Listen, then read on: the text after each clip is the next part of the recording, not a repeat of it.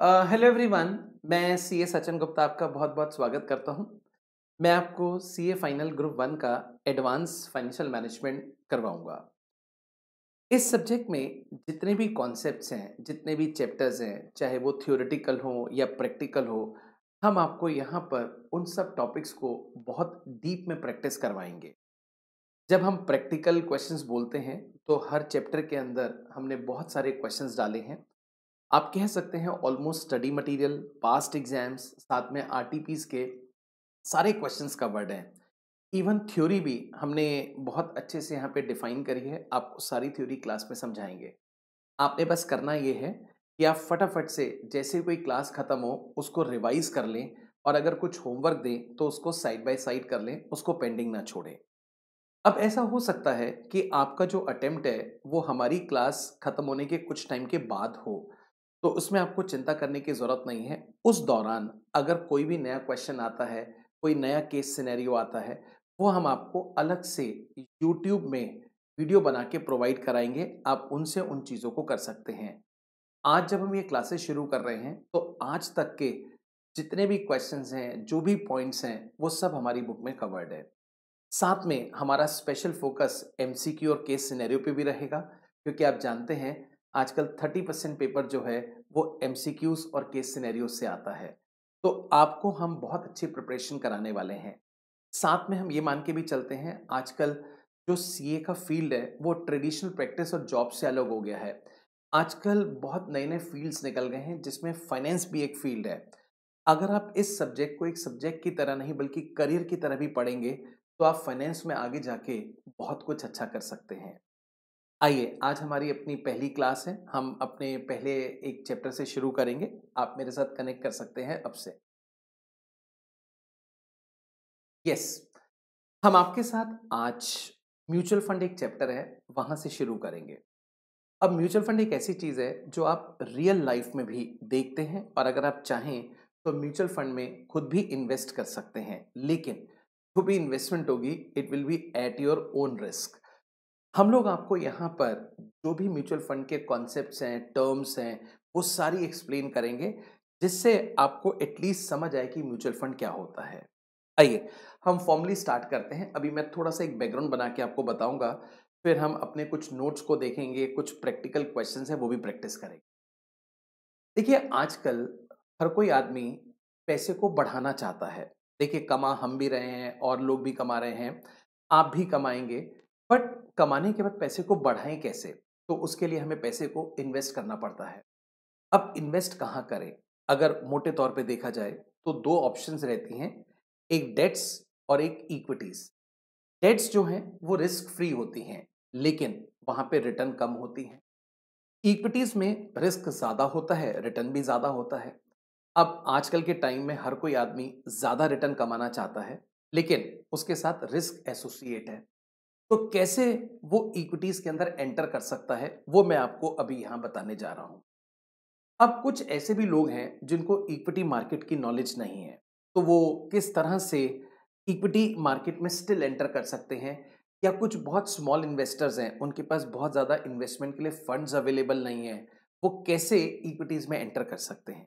देखिए, हमारे पास 2 रास्ते हैं। एक, हम डिफरेंट कंपनीज़ के इक्विटी शेयर खरीद लें, या तो आईपीओ के टाइम प्राइमरी मार्केट से, या स्टॉक मार्केट से सेकेंडरी मार्केट में।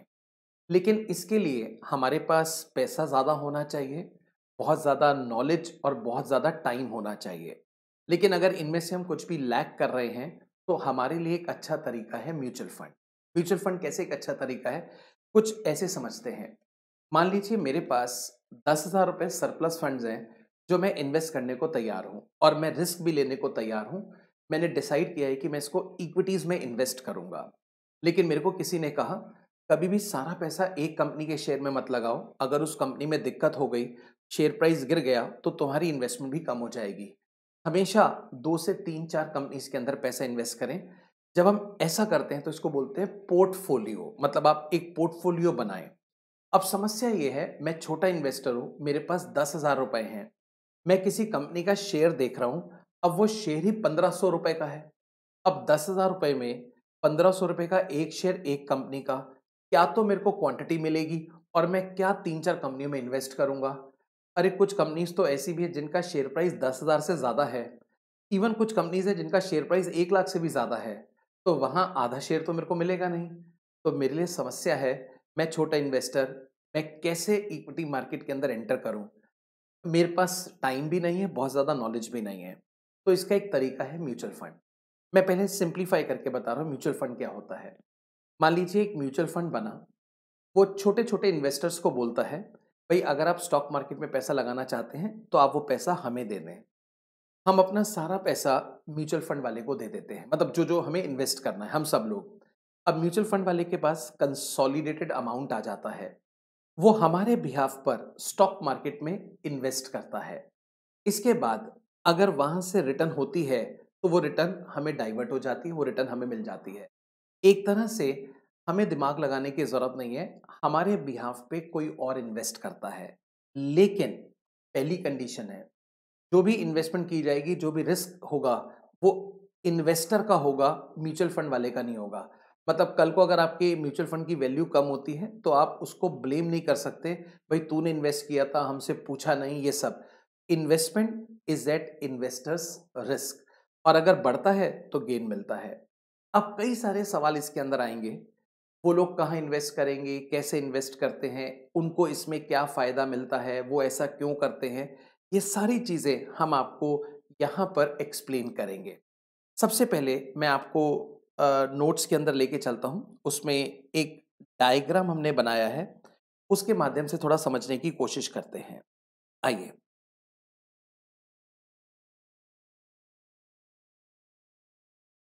देखिए, ये हमने म्यूचुअल फंड का एक डायग्राम बनाया है, जिसमें सबसे पहले हमने लिखा है इंट्रोडक्शन। आप देखेंगे यहाँ पे इन्वेस्टर्स हैं, अब मैं हो गया, आप लोग हैं, पूल देयर मनी, पूल मतलब इकट्ठा करना। जैसे आप समझिए स्विमिंग पूल होता है, उसमें पानी जमा होता है। इसी तरह से छोटे-छोटे इन्वेस्टर्स सब अपने घर से पैसे लेकर आते हैं, उसको इकट्ठा करते हैं और वो सारे पैसे फंड मैनेजर को दे देते हैं। हम आपको आगे जाके बताएँगे फंड मैनेजर कौन होता है। म्यूचुअल फंड में सबसे ज़्यादा इम्पोर्टेंस फंड मैनेजर की होती है और जो रिटर्न म्यूचुअल फंड से मिलती है, वो most of the time fund manager के स्किल, टैलेंट, नॉलेज, एक्सपीरियंस के बेसिस पे मिलती है। जितना एक्सपीरियंस ये होगा, जितना नॉलेजेबल होगा, म्यूचुअल फंड उतना अच्छा परफॉर्म करता है। उसके बाद वो फंड मैनेजर उस पैसे को इन्वेस्ट कर देता है सिक्योरिटीज़ के अंदर। अब म्यूचुअल फंड कई तरह के होते हैं। अगर आप रिस्क नहीं लेना चाहते, तो वो डेट्स में भी इन्वेस्ट कर सकते हैं और अगर आप रिस्क लेना चाहते हैं, तो वो इक्विटी में, वो दोनों जगह भी इन्वेस्ट कर सकते हैं। इसके अलावा आजकल तो गोल्ड, इंफ्रास्ट्रक्चर वहाँ-वहाँ पे भी इन्वेस्ट होता है। बट जैसे-जैसे हम आगे प्रोसीड करेंगे, आपको ये सारे म्यूचुअल फंड्स के टाइप्स समझाएँगे। तो कुल मिला के अभी तक हमने देखा, हमारे जैसे छोटे इन्वेस्टर अपना-अपना पैसा इकट्ठा करके एक पूल बनाते हैं, फंड्स मैनेजर को दे देते हैं, वो उसको इन्वेस्ट करता है सिक्योरिटी में। अब उन सिक्योरिटी इन्वेस्टमेंट से रिटर्न जनरेट होती है और वो रिटर्न पास ऑन कर दी जाती है इन्वेस्टर को। वो रिटर्न पास ऑन कर दी जाती है इन्वेस्टर को।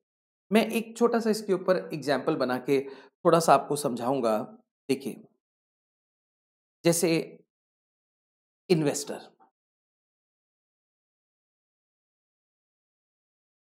ये काफ़ी सारे इन्वेस्टर हैं। अब मान लीजिए इसमें एक इन्वेस्टर है मिस्टर ए। ये ₹10,000 इन्वेस्ट करना चाहता है। अब इन सब लोगों ने मिलकर, मैं एक उदाहरण के तौर पे आपको बता रहा हूँ, इन सब लोगों ने मिलकर 10 लाख रुपए इकट्ठा किया और ये म्यूचुअल फंड वाले को दे दिया। अब म्यूचुअल फंड वाले इस 10 लाख रुपए को इन्वेस्ट करते हैं इन वेरियस सिक्योरिटीज। हम मान लेते हैं ये इक्विटी का म्यूचुअल फंड है, इक्विटीज के अंदर इन्वेस्ट कर रहे हैं। इन्होंने डिसाइड किया है कि ये इसको 5 कंपनीज में इन्वेस्ट करेंगे। अब ये सारा पैसा इन्होंने 5 कंपनी में इन्वेस्ट कर दिया। अब ये लोग क्या करते हैं, इनको जो 10 लाख रुपए आए, उसको ये आम तौर पे 10 से डिवाइड करते हैं। 1 यूनिट की वैल्यू निकालने के लिए। जैसे आपने देखा होगा शेयर में फेस वैल्यू होती है, ऐसे इसमें 1 यूनिट की वैल्यू हो गई 10 और ये क्वांटिटी टोटल हो गई 1 लाख। तो म्यूचुअल फंड वाला कहता है, हमारे म्यूचुअल फंड के 1,00,000 यूनिट्स हैं एट द रेट ₹10। हमारे म्यूचुअल फंड के 1,00,000 यूनिट हैं एट द रेट ₹10। अब एक इन्वेस्टर था मिस्टर ए, उसने 10,000 रुपए दिए। तो म्यूचुअल फंड वाले कहते हैं हम आपके अकाउंट में इस 10,000 रुपए के बदले यूनिट्स डाल रहे हैं अपने म्यूचुअल फंड के। अब आप सोचिए, अगर एक यूनिट 10 रुपए का है तो 10,000 के बदले कितने यूनिट्स हो गए? 1,000। तो मिस्टर ए के अकाउंट में 1,000 यूनिट आ जाएंगे और मिस्टर ए को मालूम है एक यूनिट की वैल्यू 10 रुपए है। इसका मतलब जो यूनिट्स हैं उसकी वैल्यू हो गई 10,000। अब म्यूचुअल फंड वाले ने 10 लाख रुपए 5 कंपनी में इन्वेस्ट कर दिया। मान लीजिए पहले दिन के आखिर में म्यूचुअल फंड वाले ने ये कहा, हमने जो पैसे सुबह इन्वेस्ट करे थे, अब at the end of the day आप वो देखिए कि उनकी क्या वैल्यू है। क्योंकि हो सकता है किसी कंपनी का शेयर प्राइस बढ़ा हो, किसी का गिरा हो। तो इन्होंने अपनी उस इन्वेस्टमेंट का टोटल किया और टोटल आया 11 लाख। म्यूचुअल फंड बड़ा खुश हुआ। हमने आज सुबह जो इन्वेस्ट किया वो 10 लाख था, अब 10 लाख से बढ़ के कितना हो गया? 11 लाख। इन्होंने at the end of the day value निकाली, 11 लाख रुपए हमारी इन्वेस्टमेंट की वैल्यू है और हमारे जो यूनिट्स थे वो 1 लाख थे, डिवाइड बाय 1 लाख। तो एक यूनिट की वैल्यू 11 रुपए हो गई। अब म्यूचुअल फंड वाले ने अपनी साइट पे अपडेट कर दिया, हमारा एक यूनिट जो 10 रुपए का था अब वो बढ़ के 11 का हो गया है। इसका मतलब मिस्टर ए, जिसके अकाउंट में 1000 यूनिट रिफ्लेक्ट हो रहे हैं, 10 के हिसाब से अब वो 11 के हो गए।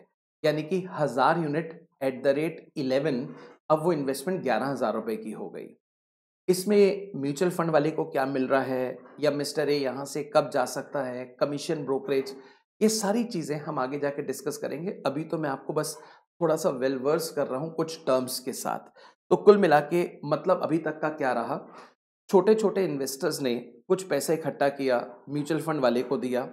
म्यूचुअल फंड वाले के पास जितने पैसे आए वो उसको क्वांटिटी में कन्वर्ट करता है, यूनिट्स में कन्वर्ट करता है। आम तौर पे एक यूनिट 10 रुपए का होता है। अब उसके पास 10 लाख रुपए आए, उसने 10 से डिवाइड किया, 1 लाख यूनिट हो गए। अब 1 लाख यूनिट सभी इन्वेस्टर्स को उसने अपोर्शन कर दिए, जिसने जितने पैसे दिए थे। उस 1 लाख में से पहले इन्वेस्टर मिस्टर ए को 1000 यूनिट मिले। अब 10 लाख रुपए जो इनका प्लान था उसके अकॉर्डिंग इन्होंने इन्वेस्ट कर दिए। डे एंड पर उन्होंने उन कंपनीज में जहां जहां इन्वेस्ट किया था, क्योंकि उनकी वैल्यूज में चेंज हुआ, शेयर प्राइस में चेंज हुआ, तो नई वैल्यू निकाली, नई वैल्यू 11 लाख आई। तो ऐसे में म्यूचुअल फंड वाले ने कहा 10 लाख लगाया, 11 लाख हो गया, एक ही दिन में 10% बढ़ गया। इस प्रकार से एक यूनिट की वैल्यू 10 रुपए से बढ़ के कितनी हो गई? 11 रुपए। अब म्यूचुअल फंड में वैल्यू 10 से 11। आप इस पूरे प्रोसेस के अंदर एक चीज देख सकते हैं, एज एन इन्वेस्टर मान लीजिए मैं मिस्टर ए हूं, मेरे को अब ये सोचना ही नहीं कि मेरे को कहाँ इन्वेस्ट करना है, मेरे को ध्यान देने की जरूरत नहीं है। अगर मेरे को नॉलेज स्टॉक मार्केट की, इक्विटी की कम है तो भी चलेगा, ये सारा काम फंड मैनेजर का है। हाँ, एक अच्छी बात, मान लीजिए मैं 10,000 की बजाय अगर सिर्फ 500 रुपए भी देता हूं, तो आप देखिए वो जो 500 रुपए हैं वो इस टोटल 10 लाख में इंक्लूड होंगे। और वो 10 लाख रुपए कहाँ गए हैं? 5 कंपनी में गए हैं। तो इसका मतलब मेरे 500 रुपए भी पांचों कंपनी में इन्वेस्ट हुए हैं। इसका मतलब क्या है, मैं 500 रुपए में एक तरह से 5 जगह इन्वेस्ट कर रहा हूं।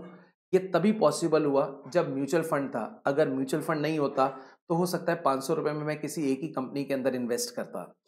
कुल मिला के आप इसको ऐसे भी समझ सकते हैं, मेरे पास 100 रुपए में बाहर खाने के लिए गया, अब 100 रुपए में एक डिश आएगी, लेकिन एक दोस्त मिल जाए मान लो, तो 100 रुपए वो दे, 100 रुपए मैं दूँ, 2 डिश ले लें, आधी आधी दोनों खा लेंगे, पहली डिश आधी, दूसरी डिश आधी। तो देखिए उसी 100 रुपए में 2 चीज़ें चखने के तौर पे मेरे को मिल गई हैं, 2 चीज़ें खाने के तौर पे मिल गई हैं। इसी तरह से अगर आप छोटे इन्वेस्टर हैं, आप डायरेक्ट इन्वेस्ट करते हैं तो आप 1 या 2 कंपनी में इन्वेस्ट कर पाएंगे। बट अगर आप म्यूचुअल फंड के रूट से जाते हैं तो आपका पैसा डिफरेंट कंपनीज में जाके इन्वेस्ट होता है। तो ये है एक म्यूचुअल फंड का बेसिक कॉन्सेप्ट। मैं दोबारा से आपको वही नोट्स में लेके चल रहा हूँ, आइएगा। देखिए म्यूचुअल फंड तो कुल मिला के इन्वेस्टर है, वो अपनी मनी पूल करते हैं, इकट्ठी करते हैं, फंड्स मैनेजर को देते हैं, वो उसको इन्वेस्ट करता है सिक्योरिटीज के अंदर। वहां से रिटर्न आती है और रिटर्न हम पास ऑन कर देते हैं किसको? इन्वेस्टर्स को। अब ये जो म्यूचुअल फंड होता है, ये कैसे काम करता है? देखिए, कई तरह की फॉर्म्स होती हैं, जैसे एक बॉडी कॉर्पोरेट है, एक प्रोप्राइटरशिप है, एक पार्टनरशिप होती है। म्यूचुअल फंड एक ट्रस्ट की तरह काम करता है। म्यूचुअल फंड कैसे काम करता है? ट्रस्ट की तरह। Mutual fund is a trust. आप देख सकते हैं, यहां पे हमने लिखा है it is a trust pools together resources of investor. Resources का मतलब हो गया जो इन्वेस्टर को इन्वेस्ट करना है, एक तरह से मनी, एक तरह से फंड्स। तो म्यूचुअल फंड एक ट्रस्ट है, वो रिसोर्सेज को पूल टुगेदर करता है, यानी कि फंड्स को इकट्ठा करता है to make for into investment in capital market. फोरे का मतलब होता है धावा बोलना, एक तरह से पैसा इकट्ठा करके अब कैपिटल मार्केट में उसको एकदम से इन्वेस्ट कर देता है। कैपिटल मार्केट यानी कि जहां पर आपको बॉन्ड्स भी मिलेंगे, सिक्योरिटीज भी मिलेंगी, आपको डिबेंचर्स भी मिलेंगे, वहां पे आप इन्वेस्ट कर सकते हैं। एक्चुअली मार्केट यहां पे हम देखेंगे दो प्रकार की, एक मनी मार्केट, एक कैपिटल मार्केट। मनी मार्केट में तो हम बात करेंगे ट्रेजररी बिल्स की, सर्टिफिकेट ऑफ डिपॉजिट्स की, कमर्शियल पेपर्स की। और जब हम बात करते हैं कैपिटल मार्केट की, तो बेसिकली वहां पे शेयर डिबेंचर्स की बात होती है। तो कुल मिला के अगर अभी तक हम देखें, म्यूचुअल फंड एक ट्रस्ट है, वो रिसोर्सेज को पूल टुगेदर करता है, यानी कि फंड्स को पूल टुगेदर करता है और उस पैसे के साथ धावा बोल देता है स्टॉक मार्केट में, कैपिटल मार्केट में इन्वेस्टमेंट करके। तो देखिए, mutual fund is a trust pool together resources of investor to make for into investment in capital market. So mutual fund is a vehicle for investor to invest in capital market. अगर कोई मेरे को पूछे mutual fund क्या है, तो मैं कहूंगा it is a vehicle for me. Vehicle यानी कि स्टॉक मार्केट तक मेरे को जाना आता नहीं है, मेरे को ये मालूम नहीं है कौन सी कंपनी अच्छी है, कौन सी बुरी है। अगर मैं म्यूचुअल फंड पे बैठ जाऊं तो वो मेरे पैसे को स्टॉक मार्केट तक ले जाते हैं। तो एक तरह से we can say mutual fund is a vehicle for investor. ये एक तरह से हमारे जैसे स्मॉल इन्वेस्टर के लिए व्हीकल है, जो हमें कैपिटल मार्केट तक ले जाते हैं। Net income earned on funds and capital appreciation is shared among units holder in proportion to units hold। अब देखिए, जब म्यूचुअल फंड डिफरेंट कंपनीज में इन्वेस्ट करता है, तो वहां से उनको डिविडेंड और इंटरेस्ट आता है। अब ये डिविडेंड और इंटरेस्ट तो म्यूचुअल फंड को ही आएगा, क्योंकि कंपनीज के अंदर इन्वेस्टमेंट तो म्यूचुअल फंड ने करी है। तो म्यूचुअल फंड क्या करता है, उस डिविडेंड और इंटरेस्ट को हम जैसे यूनिट होल्डर को डिस्ट्रीब्यूट कर देता है, क्योंकि हमने म्यूचुअल फंड को पैसे दिए, बदले में म्यूचुअल फंड ने हमारे अकाउंट में यूनिट्स डाल दिए, तो हम लोगों को वो यूनिट होल्डर बोलता है। तो जो भी उन्होंने इंटरेस्ट और डिविडेंड रिसीव किया इन्वेस्टमेंट पर, अल्टीमेटली वो हमको ट्रांसफर कर देते हैं। तो लिखा है net income earn on fund and capital appreciation is shared among unit holder in proportion two units hold. कई बार क्या होता है, मान लीजिए म्यूचुअल फंड ने एक कंपनी में 2 लाख रुपए इन्वेस्ट किए। अब 2 लाख रुपए इन्वेस्ट करने के बाद उसकी वैल्यू 3 लाख हो गई। तो म्यूचुअल फंड वाले देखते रहते हैं, अब इसकी वैल्यू बढ़ गई है, अगर हम यहाँ पे इस पैसे को इन्वेस्टेड रहने देंगे तो कोई बहुत ज़्यादा बढ़ेगा नहीं, बल्कि अब कुछ नए सेक्टर्स आ गए हैं, नई कंपनीज आ गई है, वहाँ पे स्कोप ज़्यादा है। तो वो क्या करते हैं, इन्वेस्टमेंट बेचकर पैसा निकाल के कहीं और इन्वेस्ट कर देते हैं। वो ये काम करते रहते हैं। अब वो ये कहते हैं कि हमने 2 लाख की चीज़ 3 लाख में बेची, एक काम करते हैं, नई जगह इन्वेस्ट 2 लाख ही करते हैं, जो 1 लाख रुपए का प्रॉफिट है, चलो वो हम यूनिट होल्डर को दे देते हैं। तो एक तरह से म्यूचुअल फंड से हमें रिटर्न मिलती है इन द फॉर्म ऑफ, अगर कोई इन्वेस्टमेंट उन्होंने बेची है, एप्रिसिएशन जहां पर हुआ है उस फॉर्म में मिल जाता है, या हमें डिविडेंड इंटरेस्ट जो कंपनी से आता है वो मिल जाता है। Fund house charge fees based on the value of asset for managing and administrating investors portfolio. अब ये जो म्यूचुअल फंड है, ये फीस चार्ज करता है। इस फीस को आमतौर पे लोड के नाम से बुलाते हैं, एंट्री एग्जिट लोड के नाम से इसको बुलाया जाता है। ये फीस चार्ज करता है जितना पोर्टफोलियो मैनेज कर रहे हैं, इसको हम बोलते हैं AUM, एसेट अंडर मैनेजमेंट। जितनी ज्यादा एसेट्स होंगी म्यूचुअल फंड के पास, ये उतनी फीस चार्ज करेगा, बिकॉज म्यूचुअल फंड अपना स्टाफ भी रखेगा, उनके और भी खर्चे होते हैं, उन सबको मीट करने के लिए पैसा तो चाहिए। तो एक तरह से जो भी रिटर्न इनको मिलती है, उसमें से ये कुछ अपना फीस चार्ज करते हैं और जो रेस्ट है वो यूनिट होल्डर को दे देते हैं। Over 2 crore investor have faith in mutual fund. हमारे देश में 2 करोड़ से ज़्यादा लोगों ने म्यूचुअल फंड के अंदर इन्वेस्ट कर रखा है। आप देखते होंगे टीवी में तेंदुलकर का या रोहित शर्मा का, जो बड़े-बड़े क्रिकेट प्लेयर्स हैं, वो लोग भी म्यूचुअल फंड को प्रमोट करते हैं। बट एक बात हमेशा कहते हैं, देखकर सोचकर इन्वेस्ट कीजिए। और नीचे एक लाइन भी लिखी होती है, जो भी इन्वेस्टमेंट है it is at your own risk. So कुल मिला के अगर मेरे को म्यूचुअल फंड के बारे में अभी तक जो सीखा उसको कंक्लूड करना हो, म्यूचुअल फंड में होता क्या है, छोटे छोटे इन्वेस्टर्स अपने पैसे को पूल करते हैं, म्यूचुअल फंड वाले को दे देते हैं, फंड मैनेजर को दे देते हैं, वो उसको इन्वेस्ट करता है, वहां से रिटर्न आती है और वो रिटर्न इन्वेस्टर को दे दी जाती है।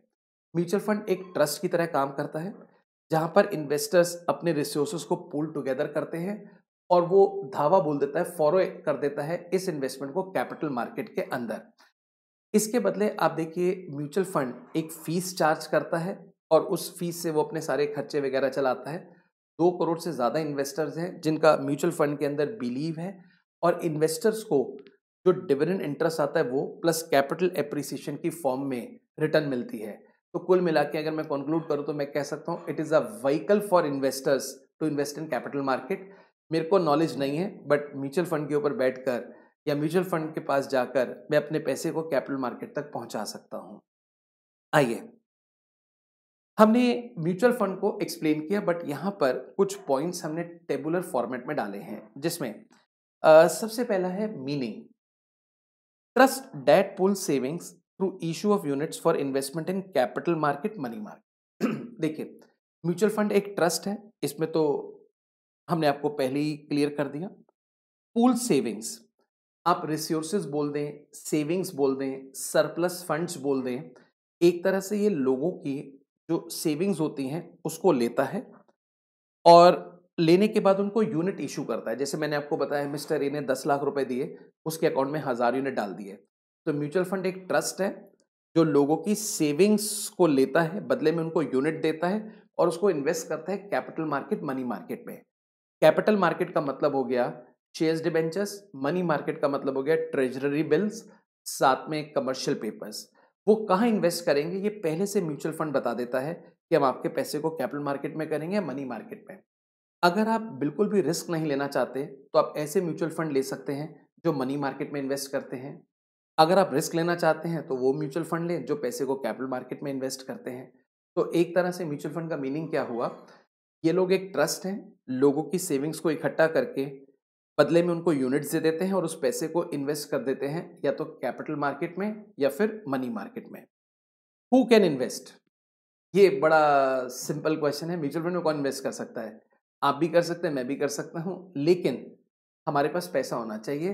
तो जिनके पास सरप्लस फंड्स हैं, they all can invest in mutual funds. देखिए क्या लिखा है, एनीबडी, कोई भी इन्वेस्ट कर सकता है विथ इन्वेस्टिएबल सरप्लस, यानी कि जिसके पास अपनी कमाई में से खर्चे पूरे करने के बाद अगर कुछ बचता है और वो उसको इन्वेस्ट करना चाहे कुछ ड्यूरेशन के लिए, वो आदमी म्यूचुअल फंड में इन्वेस्ट कर सकता है। So anybody with investable surplus, even few thousand rupees, अगर आपके पास मैं बताऊं 1000 रुपए भी हैं तब भी आप म्यूचुअल फंड में एंट्री ले सकते हैं।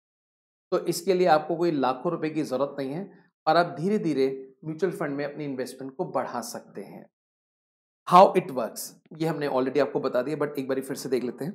मनी कलेक्टेड, म्यूचुअल फंड ने सारा पैसा कलेक्ट किया, invested in different securities by fund manager. मैंने आपको एग्जांपल के तौर पे 5 कंपनीज बताई थी, वो फंड मैनेजर 5 जगह इन्वेस्ट कर दिया। Income and capital appreciation shared among unit holder proportionately. फिर जब इन्वेस्टमेंट करते हैं तो ईयर एंड पे वहां से हम लोगों को डिविडेंड, हम लोग मतलब म्यूचुअल फंड को डिविडेंड इंटरेस्ट आता है। हो सकता है कोई इन्वेस्टमेंट उसने बेची, उसमें प्रॉफिट हुआ हो, वो सारा इकट्ठा करके यूनिट होल्डर को दे दिया जाता है। Next, should we invest in mutual fund. अब सवाल यह है कि हमें म्यूचुअल फंड में इन्वेस्ट करना चाहिए कि नहीं। अब ये परसेप्शन पे हर इंडिविजुअल के जो रिक्वायरमेंट्स हैं उसके ऊपर डिपेंड करता है, बट हमने कोशिश करी है यहाँ पे हम कुछ आंसर्स कर सकें। सबसे पहला, सेट योर गोल। आप अपना गोल सेट कीजिए। आजकल मैं आपको बताता हूँ, लोग अर्ली एज में गोल सेट करते हैं, लाइक जब मैं 40 का हो जाऊंगा, जब मैं 50 का हो जाऊंगा तो मेरे पास इतना कॉर्पस होना चाहिए, कॉर्पस यानी कि इतना पैसा होना चाहिए और मैं अर्ली रिटायरमेंट ले लूंगा, उसके बाद मैं काम नहीं करूंगा। तो सबसे पहले आप अपना एक गोल सेट कीजिए कि आप जीवन में करना क्या चाहते हैं। किस उम्र से आप शुरू कर रहे हैं, किस उम्र तक आप काम करना चाहते हैं, उसके बाद आपके पास कितने फंड्स, कितने कॉर्पस होने चाहिए, उन सब चीज़ों को आप डिसाइड करें। अब कुछ लोग तो ऐसे होते हैं, वो कहते हैं जी, अरे क्या करना है मेहनत करके, दाल रोटी निकल जाए। तो ऐसा आदमी स्लो ग्रोथ कर रहा है, इधर-उधर इन्वेस्ट भी नहीं करता, क्योंकि उसने अपना गोल ही ये सेट किया। लेकिन कुछ लोग ऐसे हैं, वो कहते हैं नहीं, नहीं, हमें एक अच्छा जीवन जीना है, एक लग्ज़री लाइफ़ जीनी है और हम मेहनत भी एक सर्टेन एज तक करेंगे, उसके बाद हम जीवन को एन्जॉय करेंगे। तो कहने का मतलब है जिसका जो भी गोल है, वो गोल सेट करें। अब मान लीजिए किसी ने एक बहुत अच्छा गोल सेट किया, एक अर्ली रिटायरमेंट का गोल सेट किया और कहा कि एक सर्टेन एज तक मेरे पास इतने फंड्स होने चाहिए। अब इसके लिए उसको सेविंग्स आज से ही शुरू करनी पड़ेंगी। अब आपने गोल सेट कर लिया, जब आप सेविंग्स आज से शुरू करेंगे तो उस पैसे को कहीं न कहीं इन्वेस्ट करेंगे। अगर आप बिल्कुल भी रिस्क नहीं लेना चाहते तो आप डेट्स मार्केट में जा सकते हैं। वहाँ पे आपको इंटरेस्ट के तौर पे कुछ रिटर्न आती रहेगी, वो क्यूमुलेट होता रहेगा। लेकिन आप थोड़ा-सा रिस्क ले सकते हैं, तो ऐसे में आपके पास 2 चॉइस हैं। एक, आप डायरेक्ट इक्विटी शेयर में इन्वेस्ट कर दें। आप ये कह सकते हैं, भई म्यूचुअल फंड क्या इन्वेस्ट करेगा? क्या मेरे को नॉलेज नहीं है? मेरे को मालूम है 3-4 कंपनीज़ कौन-सी है, वहाँ इन्वेस्ट करना है, आप कर सकते हैं। अदरवाइज़ आप म्यूचुअल फंड में भी इन्वेस्ट कर सकते हैं। तो देखिए, सबसे पहले आप अपना गोल सेट कीजिए। सेकंड स्टेप है, decide to invest in equity. आपने अपने गोल के अंदर ये डिसाइड किया कि मेरे को एक अच्छा जीवन जीना है, एक लग्ज़री लाइफ़ चाहिए, मेरे पे इतना कॉर्पस होना चाहिए और मैं थोड़ा रिस्क लेने को तैयार हूँ, मैं इक्विटीज़ में इन्वेस्ट करूँगा। अब यहाँ पे क्वेश्चन आएगा, इक्विटी में क्या? आप डायरेक्टली शेयर्स में इन्वेस्ट करेंगे या म्यूचुअल फंड में इन्वेस्ट इक्विटी मार्केट के अंदर करेंगे? एक तरह से व्हीकल पे बैठ के कैपिटल मार्केट के अंदर जाएँगे। तो इसमें कुछ क्वेश्चंस हैं। पहला, मैं एक हाइलाइटर का यूज़ कर रहा हूँ। पहला, कैन यू क्रिएट पोर्टफोलियो? ये सबको मालूम है कि आप अगर एक कंपनी में इन्वेस्ट करेंगे, तो उसमें रिस्क बहुत ज़्यादा होगा। क्योंकि अगर उस कंपनी में मान लीजिए कुछ प्रॉब्लम हो गई, तो आपकी जो इन्वेस्टमेंट है वो खत्म हो सकती है। जैसे मैं आपको बताता हूँ, एक टाइम एक कंपनी हुआ करती थी यूनिटेक, उसका शेयर प्राइस ₹10,000 भी टच कर गया था, 10,000 एक शेयर का, और आज वो कंपनी खत्म है। इसी तरह से जेपी ग्रुप, इन्होंने ₹100 में शेयर बेचा था, आज ₹2-3 में धक्के खा रहा है। तो कहने का मतलब ये है, एक कंपनी में तो रिस्क रहता है। क्या आप 5-7 डिफरेंट सेक्टर्स की कंपनी चूज़ कर सकते हैं? Can you make a portfolio? Next, can you invest in multiple expensive stocks? जब हम खुद इन्वेस्ट करने जाते हैं, तो हम पता है क्या करते हैं? हम ऐसे शेयर देखते हैं जो स्मॉल कैप होते हैं, मिड कैप होते हैं, यानी कि सस्ते शेयर्स होते हैं, 10, 20, 50, ₹100 तक के। लेकिन ये कोई क्राइटेरिया नहीं होता कि आपके पास कम पैसे हैं तो आप कम रुपए के शेयर देख रहे हैं। सवाल ये है, कुछ बढ़िया कंपनीज़ होती हैं जिनके बिज़नेस मॉडल अच्छे होते हैं, बट उनके शेयर थोड़े एक्सपेंसिव हैं। जैसे अगर आज हम सॉफ्टवेयर के अंदर जाएँ, तो मोस्टली सॉफ्टवेयर की कंपनीज़ के जो शेयर्स हैं, वो एक अच्छे प्राइस पे कोट है। अगर हम ऑटोमोबाइल में जाएँ, तो वहाँ भी शेयर प्राइस हज़ारों के अंदर है। क्या हम एक्सपेंसिव शेयर्स ले सकते हैं? या वही हम छुटर-पुटर ₹100-50 वाले शेयर ही लेंगे, अगर खुद से इन्वेस्ट कर रहे हैं तो? तीसरा, कैन यू अफोर्ड टू पे ब्रोकरेज? अगर मान लीजिए आप 5-7 कंपनीज़ में इन्वेस्ट करते हैं और स्मॉल क्वांटिटी खरीद रहे हैं, तो ऐसे में ब्रोकरेज का बर्डन आ जाता है। आप हर कंपनी में ब्रोकरेज देंगे, शेयर खरीदते हुए, क्या वो देना चाहेंगे? Next, do you have time? Invest करने से पहले प्रॉपर होमवर्क करना पड़ता है। आपको न्यूज़ में, टीवी में या सोशल मीडिया पे ऑनलाइन उस कंपनी के बारे में पढ़ना पड़ता है। इसके अलावा कंपनी की एनुअल रिपोर्ट आती है, क्वार्टरली रिपोर्ट आती है, इंडस्ट्री रिपोर्ट आती है।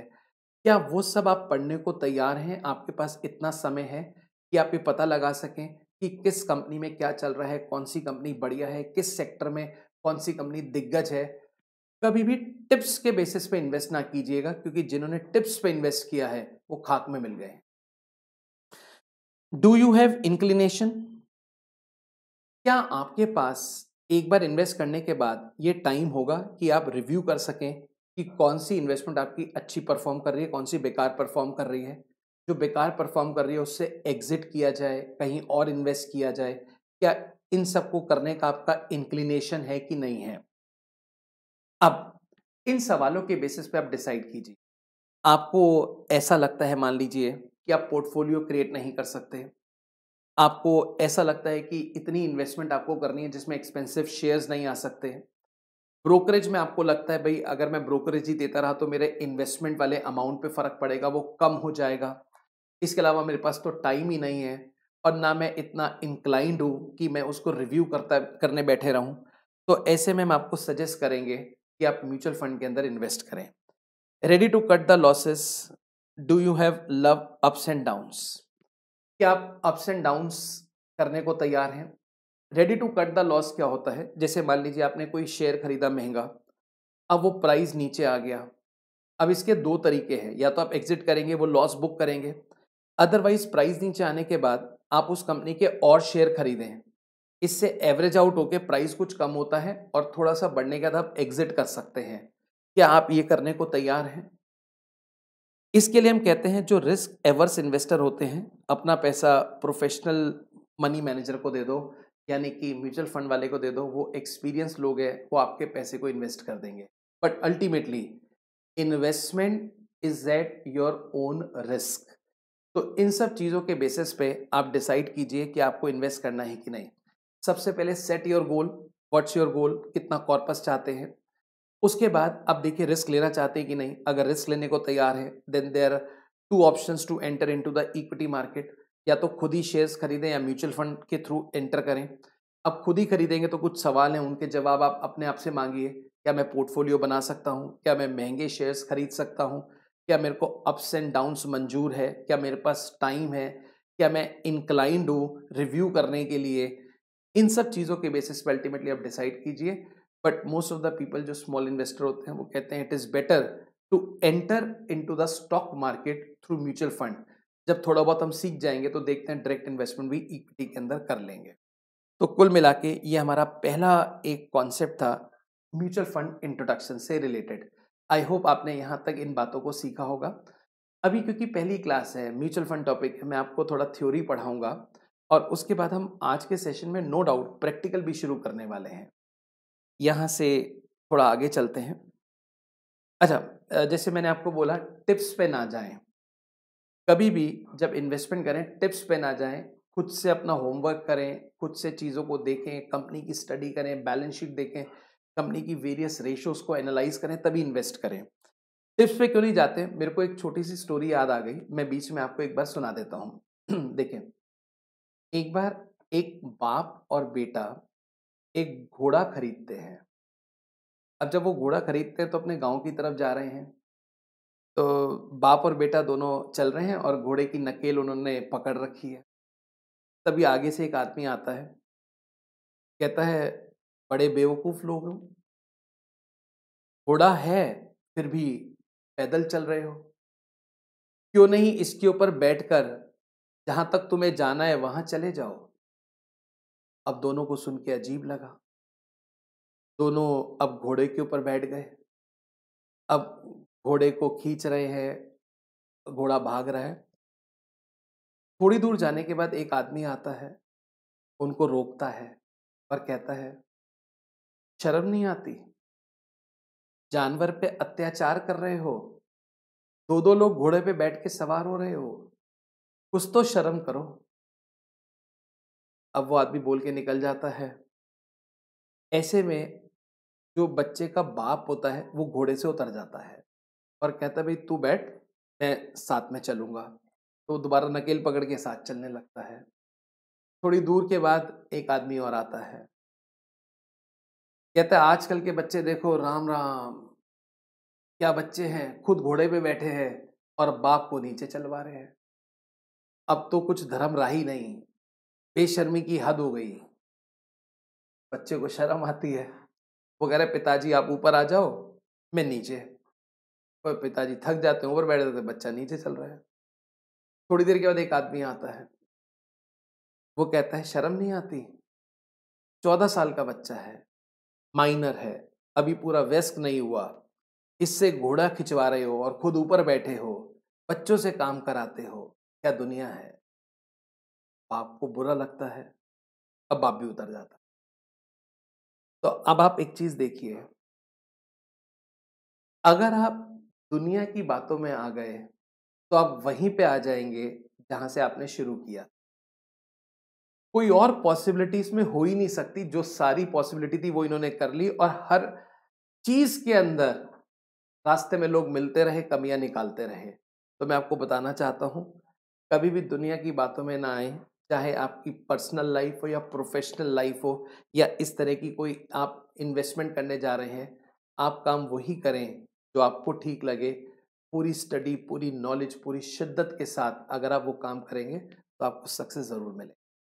आइए, मैं आपको थोड़ा सा आगे लेके चलता हूँ। We have done the introduction. Now classification of mutual funds. कुछ म्यूचुअल फंड के हम टाइप्स पढ़ेंगे। एक होता है फंक्शनल, एक होता है पोर्टफोलियो के बेसिस पर, और एक होता है ओनरशिप के बेसिस पर। ऐसे तीन हो गए, फंक्शनल, पोर्टफोलियो, ओनरशिप। फंक्शनल में तीन होते हैं, open ended, close ended, interval funds. मैं आपको थोड़ा सा इसके बारे में समझाता हूं। ओपन एंडेड, आइए देखिए, एक म्यूचुअल फंड होता है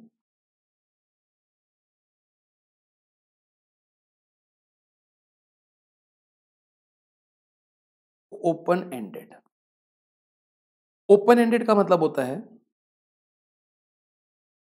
जो एंड है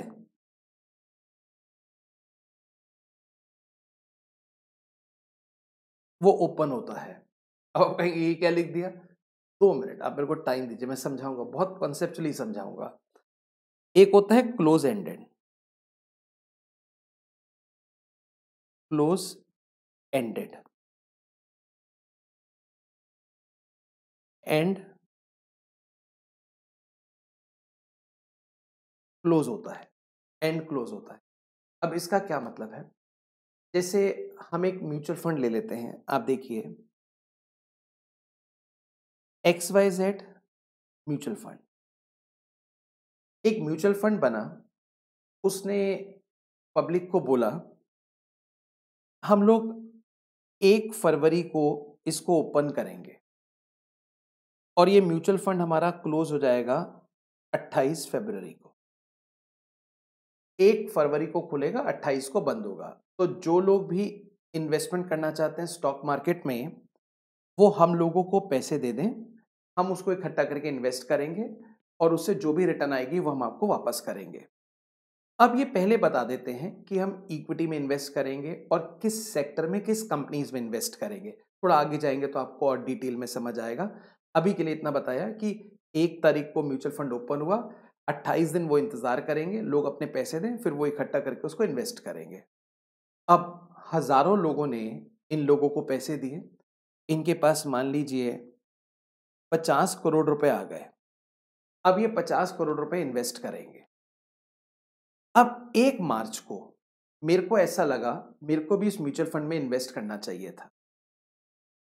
अब जब ये म्यूचुअल फंड आया तब इसको बोलते हैं NFO, न्यू फंड ऑफरिंग। जब भी कोई नया म्यूचुअल फंड आता है और वो इस तरह से अपना एक टाइम शेड्यूल देता है कि इतने टाइम में आप इन्वेस्ट कर सकते हैं, उसको बोलते हैं NFO period, new fund offering.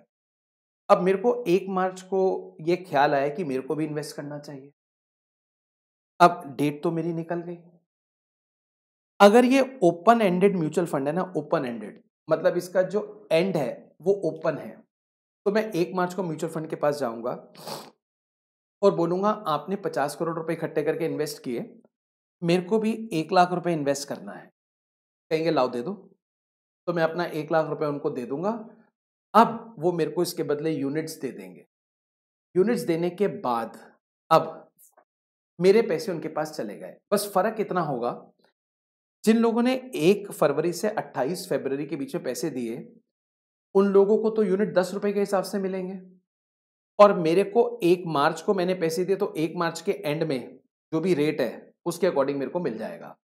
तो एक तरह से अगर आप 1 अप्रैल 1 मई को भी कुछ इन्वेस्ट करना चाहते हैं, आप म्यूचुअल फंड वालों को पैसे दे दें, वो जैसे से पैसे आते हैं उसको फर्दर इन्वेस्ट करते रहते हैं। जैसे 50 करोड़ रुपए तो उन्होंने कर दिए, 1 लाख रुपए मैंने दिए, अब मेरे जैसे और भी लोग हैं, हो सकता है उन्होंने भी दिए हो, तो नेक्स्ट डे वो उसको भी इन्वेस्ट कर देंगे, फिर उसके अगले दिन वो उसको भी इन्वेस्ट कर देंगे, तो पैसा आ रहा है, इन्वेस्ट कर रहे हैं।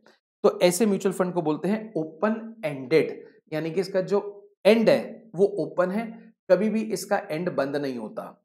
इसमें आप एक चीज देखिए, म्यूचुअल फंड की जो कैपिटल है वो एक तरह से अनलिमिटेड हो जाएगी, क्योंकि शुरू में उन्होंने 50 करोड़ रुपए इकट्ठे किए, कुछ मैंने दे दिए, कोई और दे रहा है, कोई और दे रहा है, तो एक तरह से उनकी जो कैपिटल है वो अनलिमिटेड हो गई।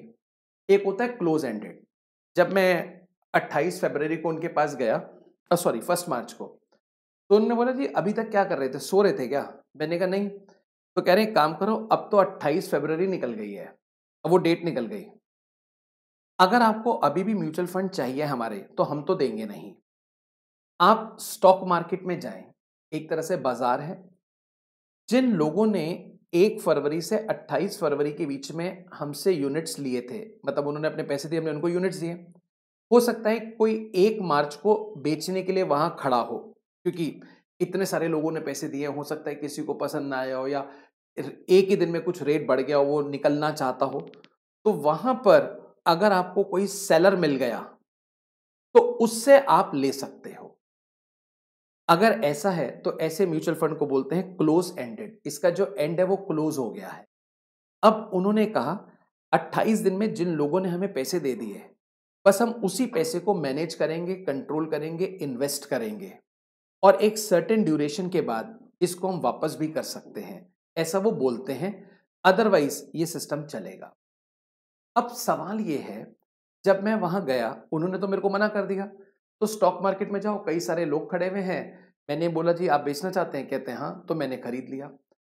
अब मैं उस म्यूचुअल फंड वाले को लिखूंगा, मैंने अभी अभी मार्केट से 9,000 यूनिट्स खरीदे हैं और ये इस आदमी के हैं, तो आप अपने रिकॉर्ड्स में उसका नाम हटा के मेरा नाम लिख लो, क्योंकि कल को जब आप डिविडेंड इंटरेस्ट डिस्ट्रीब्यूट करो तो मेरे पास आना चाहिए। कहते हैं हाँ, वो डिटेल आप हमें दे दो, हम अपडेट कर लेंगे। तो ऐसे में क्या हो रहा है क्लोज एंडेड में, जो एक बार लोग जुड़ गए, क्वांटम उतना ही रहता है, नाम उनके बदलते रहते हैं, नए लोग ऐड नहीं होते उसके अंदर। सो इसका मतलब ये रहा, अगर म्यूचुअल फंड ओपन एंडेड है और मेरे को म्यूचुअल फंड में इन्वेस्ट करना है, एनएफओ खत्म होने के बाद, न्यू फंड ऑफरिंग खत्म होने के बाद, तो मैं डायरेक्टली म्यूचुअल फंड के पास जाऊंगा, उनको पैसे देके यूनिट्स ले लूंगा। लेकिन अगर क्लोज एंडेड है तो मेरे को म्यूचुअल फंड पे जाने पे कोई फायदा नहीं है, मेरे को स्टॉक मार्केट से लेना पड़ेगा। अगर म्यूचुअल फंड से लेना होता तो उन्हीं 28 दिन के अंदर, एनएफओ पीरियड के अंदर ही मेरे को ये लेना पड़ता। तो ये दो तरह की स्कीम हो गई, ओपन एंडेड और क्लोज एंडेड। अब यहां से मैं आपको आगे लेके चलता हूं। एक होता है इंटरवल फंड, ये इन दोनों का मिक्सचर होता है, इसमें दोनों फीचर होते हैं, open ended as well as close ended. इसमें ये लोग बोलते हैं, जैसे ओपन एंडेड में आप गए, आपको दे दिए, क्लोज एंडेड में उसने मना कर दिया, लेकिन इंटरवल फंड में बोलते हैं अगर आपको हमसे चाहिए तो हम अभी 1 या 2 मार्च को नहीं देंगे, हम एक विंडो खोलेंगे 15 और 16 मार्च, उन 2 दिन में आके आप हमसे ले सकते हैं, इसके अलावा हम बीच में नहीं देंगे। और अगर किसी को निकलना है, मतलब बेचना है, तो वो भी हम 15-16 मार्च को तो एंट्री ले रहे हैं, कम से कम उसके 15 दिन का गैप होना चाहिए, उस दिन हम एग्जिट वाले लोगों को बुला लेंगे, जिनको अपने पैसे चाहिए वो हमसे अपने पैसे ले सकते हैं। तो इंटरवल फंड में एक तरह से दोनों फीचर हो गए। मैं थोड़ा सा एग्जिट के बारे में भी जब बता ही रहा हूं तो आपको यही बता देता हूं। जैसे ओपन एंडेड में मैं 1 मार्च को गया और मेरे को उन्होंने यूनिट्स दे दिए पैसे लेकर। अब 20-25 दिन के बाद चाहे मैं बोल दूं या कोई और, वो चाहता है कि मेरे पैसे वापस मिल जाएं। आप म्यूचुअल फंड वालों को पास जाएं और बोले जी ये मेरा अकाउंट नंबर है, उसमें इतने यूनिट्स हैं, मैं रिडीम कराना चाहता हूं। आप अपनी डिटेल उनको दे दें, वो यूनिट्स रिडीम करके आपको पैसे दे देंगे, अब आपको कोई वास्ता नहीं है। और यही अगर क्लोज एंडेड होता है तो म्यूचुअल फंड वाला कहता है मेरे पास मत आओ, स्टॉक मार्केट में जाके बेचो, बहुत सारे बायर्स खड़े होंगे, कोई भी ले लेगा, आपको आपका पैसा मिल जाएगा। तो ये डिफरेंस हो गया। लेकिन इंटरवल में आप क्या करते हैं, म्यूचुअल फंड के पास कभी भी नहीं जा सकते, वो कुछ विंडो खोलते हैं, विंडो आमतौर पे 2 दिन की जरूर होनी चाहिए, उस दिन जाके आप खरीद सकते हैं, बेच सकते हैं। बाकी अभी डिटेल पढ़ेंगे तो आपको और बेहतर समझ आएगा। मैं आपको पहले फंक्शनल में लेके चल रहा हूं। यहां पर देखिए, सबसे पहले फंक्शनल में पहला म्यूचुअल फंड है ओपन एंडेड। देखिए, एंट्री एग्जिट एनी टाइम, आप कभी भी एंटर कर सकते हैं, कभी भी एग्जिट। आप एनएफओ के टाइम भी एंटर कर सकते हैं, न्यू फंड ऑफरिंग, अगर उसकी डेट निकल गई आप उसके बाद भी एंटर कर सकते हैं। एग्जिट भी आप कभी भी कर सकते हैं, कोई इसमें एज सच लॉक इन नहीं होता कि आप 1 महीना 2 महीना 6 महीने के बाद निकलेंगे, आप कभी भी एंट्री एग्जिट कर सकते हैं। Unlimited capital of the firm, देखिए उन्होंने अगर 50 करोड़ रुपए 28 दिन में कलेक्ट कर लिए, फिर मैं गया मैंने 1 लाख दे दिए, हो सकता है कोई आदमी और ज्यादा दे दे, तो उनकी जो कैपिटल है वो अनलिमिटेड रहती है। रिडम्पशन पीरियड इनडेफिनिट, वो कभी भी आपके पैसे वापस नहीं कर रहे हैं। वो कहते हैं अगर आपको पैसे चाहिए तो आप अप्लाई कर दें, अपने यूनिट्स आप हमें दे दें, हम आपको बदले में पैसे दे देंगे। अब इस तरह से वहां सिस्टम चल रहा है, तो कोई फिक्स रिडम्पशन नहीं है कि हम सबके पैसे 5 साल बाद 10 साल बाद लौटा देंगे, ऐसा नहीं है। जिसको जब जरूरत है, जिसको लगे भाई अब एप्रिसिएशन हो गया है, वो वहां से बाहर निकल सकता है। Close ended entry, new fund offer, stock market after listing units, आप या तो 1 तारीख से 28 तारीख के बीच में ले सकते हैं। इसके अलावा अगर आपने तब नहीं खरीदा तो आप स्टॉक मार्केट में ये यूनिट लिस्ट हो जाते हैं, वहां जाके ऑनलाइन ले सकते हैं। एग्जिट, अगर आप निकलना चाहते हैं, सेलिंग इन स्टॉक मार्केट और एक्सपायरी ऑफ स्कीम, कई बार क्लोज एंडेड में वो ये कहते हैं हम 5 साल 10 साल के सबके पैसे लौटा देंगे, या तो आप तब तक वेट करो, अगर उसके पहले चाहिए तो आप स्टॉक मार्केट में बेच सकते हैं। इसका लाइफ लिमिटेड रहता है, कॉर्पस लिक्विडेटेड ऑन एक्सपायरी, और एट द एंड जितनी भी उन पे एसेट्स होती हैं, कॉर्पस होता है फंड में, वो सब बेच देते हैं और लोगों के पैसे लौटा देते हैं। तो जिस पे जितने यूनिट हैं प्रोपोर्शनेट वापस मिल जाता है। अगर कॉर्पस बढ़ गया तो सभी को ज्यादा मिलेगा, घट गया तो सभी को कम मिलेगा। एक होता है इंटरवल फंड। इंटरवल फंड क्या है देखिए, combination of open and close ended, इसमें दोनों के फीचर्स होते हैं, ओपन के भी क्लोज के भी। Purchase and redemption at pre specified interval, अगर आप एंट्री लेना चाहते हैं या आप वहां से निकलना चाहते हैं तो पहले से ही कुछ प्री स्पेसिफाइड इंटरवल्स होते हैं। कई बार मंथली होते हैं, कई बार क्वार्टरली होते हैं, कई बार एनुअली होते हैं। बता देते हैं हर महीने की इस तारीख को आप एंट्री कर सकते हैं, इस तारीख को एग्जिट कर सकते हैं, या क्वार्टर में यहाँ एंट्री यहाँ एग्जिट कर सकते हैं। तो उसी दौरान आप म्यूचुअल फंड में एंटर कर सकते हैं और एग्जिट कर सकते हैं अगर वो इंटरवल फंड है। Similar to close ended scheme, अच्छा यहाँ एक पॉइंट आ रहा है, एट प्रिवेलिंग एनएवी, मैं इसको थोड़ा सा रुक के भी डिस्कस करने वाला हूं।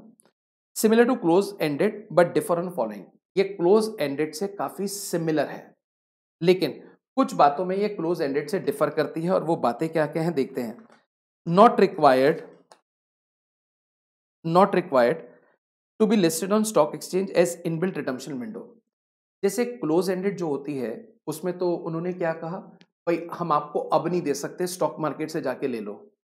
इंटरवल फंड जरूरी नहीं है स्टॉक मार्केट में लिस्ट हो, वो ये कह सकते हैं भाई अगर आपको चाहिए तो आज नहीं देंगे, 15-16 तारीख को आना, 2 दिन, उनमें से आप जो भी उस दिन रेट होगा उस पर ले सकते हैं। Can make fresh issue at prevailing NAV during specified period, इसी तरह से अगर मान लीजिए इनको और पैसे चाहिए तो ये दोबारा से एक उसी फंड में लोगों को जोड़ सकते हैं। मेच्योरिटी पीरियड नॉट डिफाइंड, इसमें मेच्योरिटी पीरियड फिक्स नहीं होता है। इसमें कुछ एक चीज़ें हैं जो मैं आपको थोड़ा सा और बताना चाहूँगा। इसमें सबसे पहला पॉइंट तो ये रहता है, ये लोग जो इन्वेस्ट करते हैं इंटरवल फंड, ये आमतौर पे इलिक्विड एसेट्स के अंदर इन्वेस्ट करते हैं। इलिक्विड एसेट्स का मतलब हो गया प्राइवेट इक्विटी या अनलिस्टेड इक्विटी, प्राइवेट डिबेंचर्स या इंफ्रास्ट्रक्चर के अंदर। अब जब ये इलिक्विड एसेट्स में इन्वेस्ट करते हैं तो जो लोग अपने पैसे के ऊपर इजी एक्सेस चाहते हैं वो लोग इनके साथ जुड़ते नहीं हैं, क्योंकि जैसे मान लीजिए मैं इसमें जुड़ गया, मेरे को 2-4-5 दिन के बाद पैसे वापस चाहिए, तो कहते नहीं अभी नहीं मिलेंगे, अब तो जब विंडो खुलेगी तभी मिलेंगे। तो ये इलिक्विड एसेट्स में इन्वेस्ट करते हैं, जिन लोगों को इजी एक्सेस चाहिए वो लोग इनके साथ जुड़ते नहीं हैं। साथ में यहाँ पे जो ट्रांसपेरेंसी है वो कंपैरेटिवली कम रहती है, अपडेट्स भी कम आते हैं, और कई बार इन्वेस्टर फेवरेबल मार्केट कंडीशन का फायदा नहीं ले पाता। फेवरेबल मार्केट कंडीशन क्या है, जैसे इन्होंने कहा 15-16 तारीख की विंडो है, उसमें आप एंटर कर सकते हैं, लेकिन 6-7-8 तारीख को स्टॉक मार्केट क्रैश कर गई। अब क्रैश करने से शेयर के प्राइस गिरते हैं, तो ऑब्वियसली म्यूचुअल फंड का भी जो अमाउंट है वो कम होगा, अब मैं चाहूँ 6, 7, 8 को एंटर कर जाऊँ, तो मैं कर ही नहीं सकता। मेरी को तो डेट फिक्स 15-16 ही मिलेगी। तो इस फंड में थोड़े से ये कुछ इश्यूज़ रहते हैं इंटरवल फंड में। सो कुल मिला के ओपन एंडेड, अगर ब्रीफ में बोलें, इसका एंड ओपन है, कभी भी एंट्री, कभी भी exit, capital unlimited. Close ended के अंदर आपको एंट्री एनएफओ में लेनी पड़ेगी और आप बाद में चाहते हैं स्टॉक मार्केट में। एग्जिट मैच्योरिटी पे होगी, अगर पहले चाहते हैं तो stock market. At the end corpus liquidate हो जाता है। इंटरवल फंड में दोनों फीचर्स होते हैं। एक विंडो बनाई जाती है, जनरली विंडो 2 दिन की होती है और सेल परचेज के बीच में 15 दिन का गैप होना चाहिए। ये लोग इलिक्विड एसेट्स के अंदर इन्वेस्ट करते हैं, यानी कि ऐसी एसेट्स जो बहुत जल्दी कैश में कन्वर्ट नहीं हो सकती। इसकी वजह से जिन लोगों को अपने पैसे पे एक्सेस कंट्रोल चाहिए, जो चाहे कि हम फटाफट से रिडीम कर लें, वो लोग इनसे दूर रहते हैं। और हाँ, यहाँ पे कई बार आपको एडवांटेज नहीं मिल पाती जो मार्केट में कंडीशंस चल रही हैं, क्योंकि आपको तारीख डेज के हिसाब से ही काम करना पड़ता है। थोड़ा सा इंटरवल फंड के बारे में मैं आपको थ्योरी लिखवाऊंगा। यस, आप मेरे साथ इसको जरूर नोट करेंगे। आइएगा।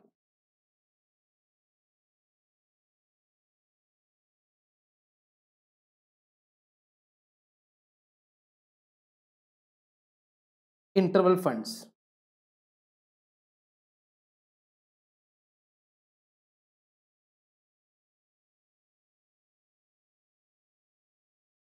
इंटरवल फंड्स देखिए,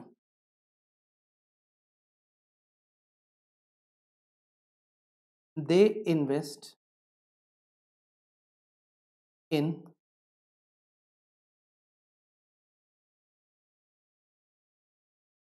illiquid assets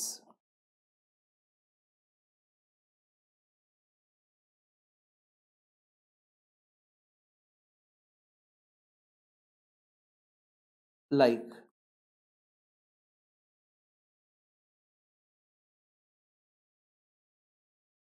unlisted equity shares, like unlisted equity shares, oblique private debentures,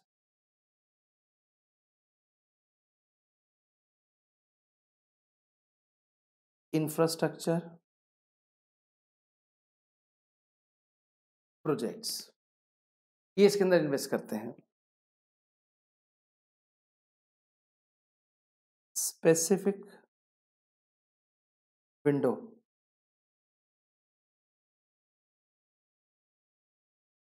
for buying and selling. आपको एक स्पेसिफिक विंडो दी जाएगी बाय और सेल करने के लिए। ऐसे नहीं कि आप कभी भी जाएंगे आपको वो फंड्स मिल जाएंगे, कभी बेच सकते हैं।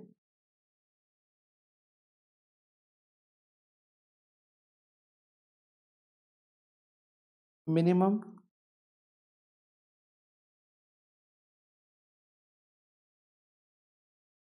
2 days must have at least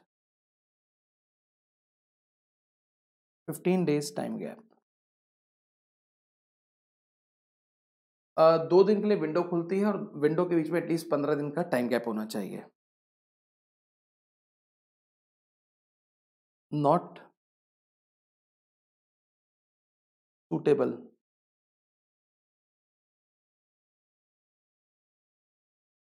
for investor needing quick access to money. जो लोग चाहते हैं कि फटाफट से अगर जरूरत पड़े पैसे को अपना निकाल लें, उनके लिए सूटेबल नहीं है।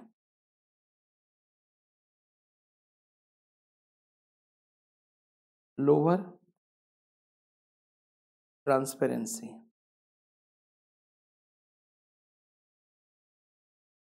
Laser update, lesser update. Last,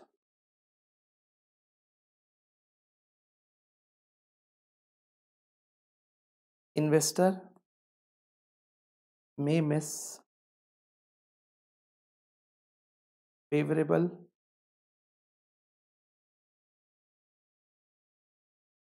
market condition.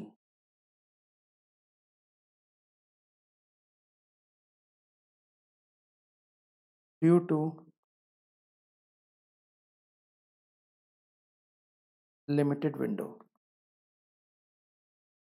ये इंटरवल फंड्स के लिए कुछ एक्स्ट्रा बातें मैंने आपको यहाँ पे बताई।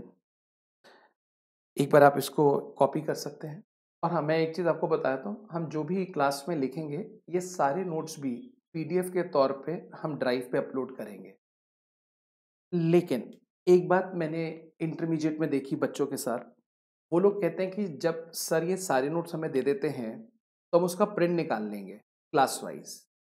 ये काम भूल के भी मत करना, क्योंकि जब तक आप हाथ से नहीं लिखोगे तब तक आप चीज़ों को समझेंगे नहीं।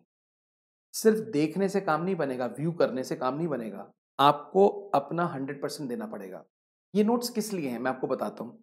जैसे हमने ये स्लाइड लगाई, सपोज करें थोड़ा सा आप मेरी स्पीड से मैच नहीं कर रहे, आपका कोई लाइन छूट गया, तो आपके पास एक बैकअप प्लान है, आप वहां से देख के उसको अपडेट कर सकते हैं। ये नहीं कि आप 100% इन्हीं के ऊपर डिपेंड हो जाए। मैं एक बार इसको रीड कर रहा हूँ। Interval funds, they invest in illiquid assets like unlisted shares, private debentures, infrastructure project। ये highly illiquid assets होती हैं। Specific window for buying and selling, minimum 2 days, must have at least 15 days time gap, not suitable for investor needing quick access to the money, lower transparency, lesser market updates, investor may miss favorable market condition due to limited window। तो ये एक तरह से interval fund के बारे में हुआ। आप फटाफट से कॉपी कर लें, फिर मैं यहाँ से आपको आगे लेके चल रहा हूँ। थोड़ा सा एक आध प्रैक्टिकल क्वेश्चन आपको शुरू कराऊंगा इसके बाद।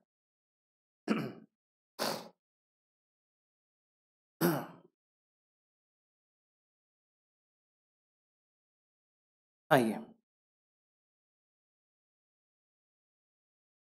तो कुल मिला के मैंने अभी सेकंड पॉइंट हमारा चल रहा है। आपको फंक्शनल मैंने समझा दिया है। अब थोड़ा सा आप एक बार ध्यान देना यहाँ पर। जब मैं आपको फंक्शनल पढ़ा रहा हूँ तो इस जगह एक वर्ड आया था, एट प्रिवेलिंग एनएवी। एनएवी क्या होता है मैं आपको ये बताने जा रहा हूँ, जरा ध्यान से मेरी बात सुनिए। एनएवी का फुल फॉर्म होता है नेट एसेट वैल्यू। अब नेट एसेट वैल्यू क्या होता है, पहले मैं आपको थोड़ा सा सम करके बता देता हूँ चीजों का। जैसे मान लीजिए, पहले वाले एग्जाम्पल को ले लेते हैं। म्यूचुअल फंड के पास 10 लाख रुपए आए। अब उन्होंने कहा हमें कुछ क्वांटिटी तो देनी पड़ेगी, तो उन्होंने 10 लाख रुपए को 10 से डिवाइड किया और 1 लाख यूनिट्स हो गए। अब जिसने जितने पैसे दिए उसको उतने उतने यूनिट्स दे दिए। जैसे मिस्टर ए मैं हूं, मैंने 10,000 रुपए दिए थे तो मेरे को 1000 यूनिट दे दिए। अब ये एक तरह से म्यूचुअल फंड की फेस वैल्यू हो गई। अब ये लोग क्या करते हैं, इस पैसे को इन्वेस्ट करते हैं। अब डे वन पर मान लीजिए वहां पर 10 लाख इन्वेस्टमेंट बढ़ के 11 लाख हो गई। अब ये लोग क्या करते हैं, ये पता लगाते हैं कि एक यूनिट कितने का। जैसे सुबह तो एक यूनिट 10 रुपए का था, 1 लाख यूनिट थे। अभी उन्हीं 1 लाख यूनिट की वैल्यू 11 लाख हो गई, तो इसका मतलब एक यूनिट की वैल्यू 11 रुपए हो गई। इसको बोलते हैं एनएवी। हर म्यूचुअल फंड डेली इस एनएवी को कैलकुलेट करता है, अपनी वेबसाइट पर उसको अपलोड करता है। अब सवाल ये है, क्या ये उनके लिए जरूरी है? कहीं ऐसा तो नहीं म्यूचुअल फंड हमारे पैसे लेके भाग जाए, कुछ हो जाए? इसके लिए आपको डरने की जरूरत नहीं है। SEBI, security and exchange board of India, ये प्राइमरी रेगुलेटर है जो म्यूचुअल फंड की नकेल कस के रखता है। ये इन्वेस्टर के इंटरेस्ट को प्रोटेक्ट करता है, रूल्स रेगुलेशंस बनाता है जो म्यूचुअल फंड को फॉलो करनी पड़ती है। तो सेबी ने इंस्ट्रक्शन दे रखी है, हर mutual fund daily stock market बंद होने के बाद अपनी एनएवी निकाल के अपनी वेबसाइट पर उसको डालेगा, जिससे इन्वेस्टर्स देख सकें जो उन्होंने इन्वेस्ट किया था आज उसका क्या रेट चल रहा है, उसी के अकॉर्डिंग वो बाय और सेल डिसीजन ले सकते हैं। अब सवाल ये एनएवी कैसे निकालते हैं, देखिए। मान लीजिए हमारी 10 लाख की इन्वेस्टमेंट थी, मैं थोड़ा स्पैन आगे लेके जा रहा हूँ। मंथ एंड पे वो 12 लाख की हो गई, तो आप देखेंगे 10 लाख से 12 लाख। लेकिन इस मंथ के कुछ खर्चे हैं जो अभी म्यूचुअल फंड वाले ने पे नहीं किए। जैसे कोई रेंट हो गया, एडमिनिस्ट्रेशन के खर्चे हैं, वो कुल मिला के 50,000 रुपए हैं, 50,000 अभी पे नहीं किया।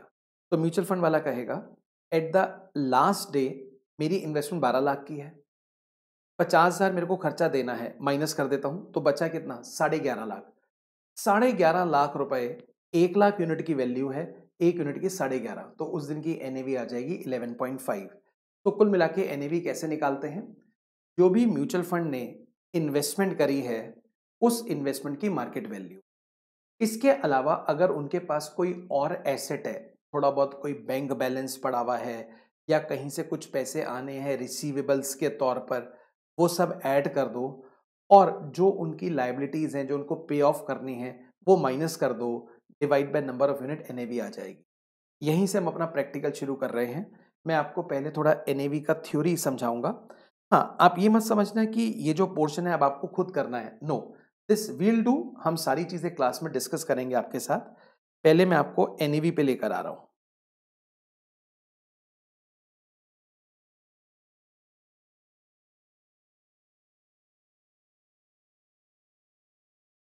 यस, जो एनएवी का हमारा कॉन्सेप्ट है वो इनफैक्ट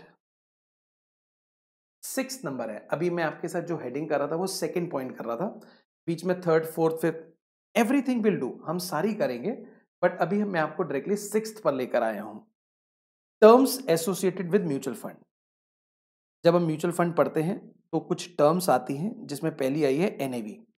एनएवी का फुल फॉर्म आई थिंक आप लोगों को क्लियर होगा अब, नेट एसेट वैल्यू। देखते हैं क्या लिखा है। It is the value per unit of portfolio holding, यानी कि आपका जो पोर्टफोलियो है उसकी पर यूनिट वैल्यू, या म्यूचुअल फंड का जो पोर्टफोलियो है उसका per unit value. It is the basis for assessing the return that investor has earned. देखिए, जब मैंने शुरू में पैसा इन्वेस्ट किया तो मेरे को 1 यूनिट 10 रुपए का पड़ा।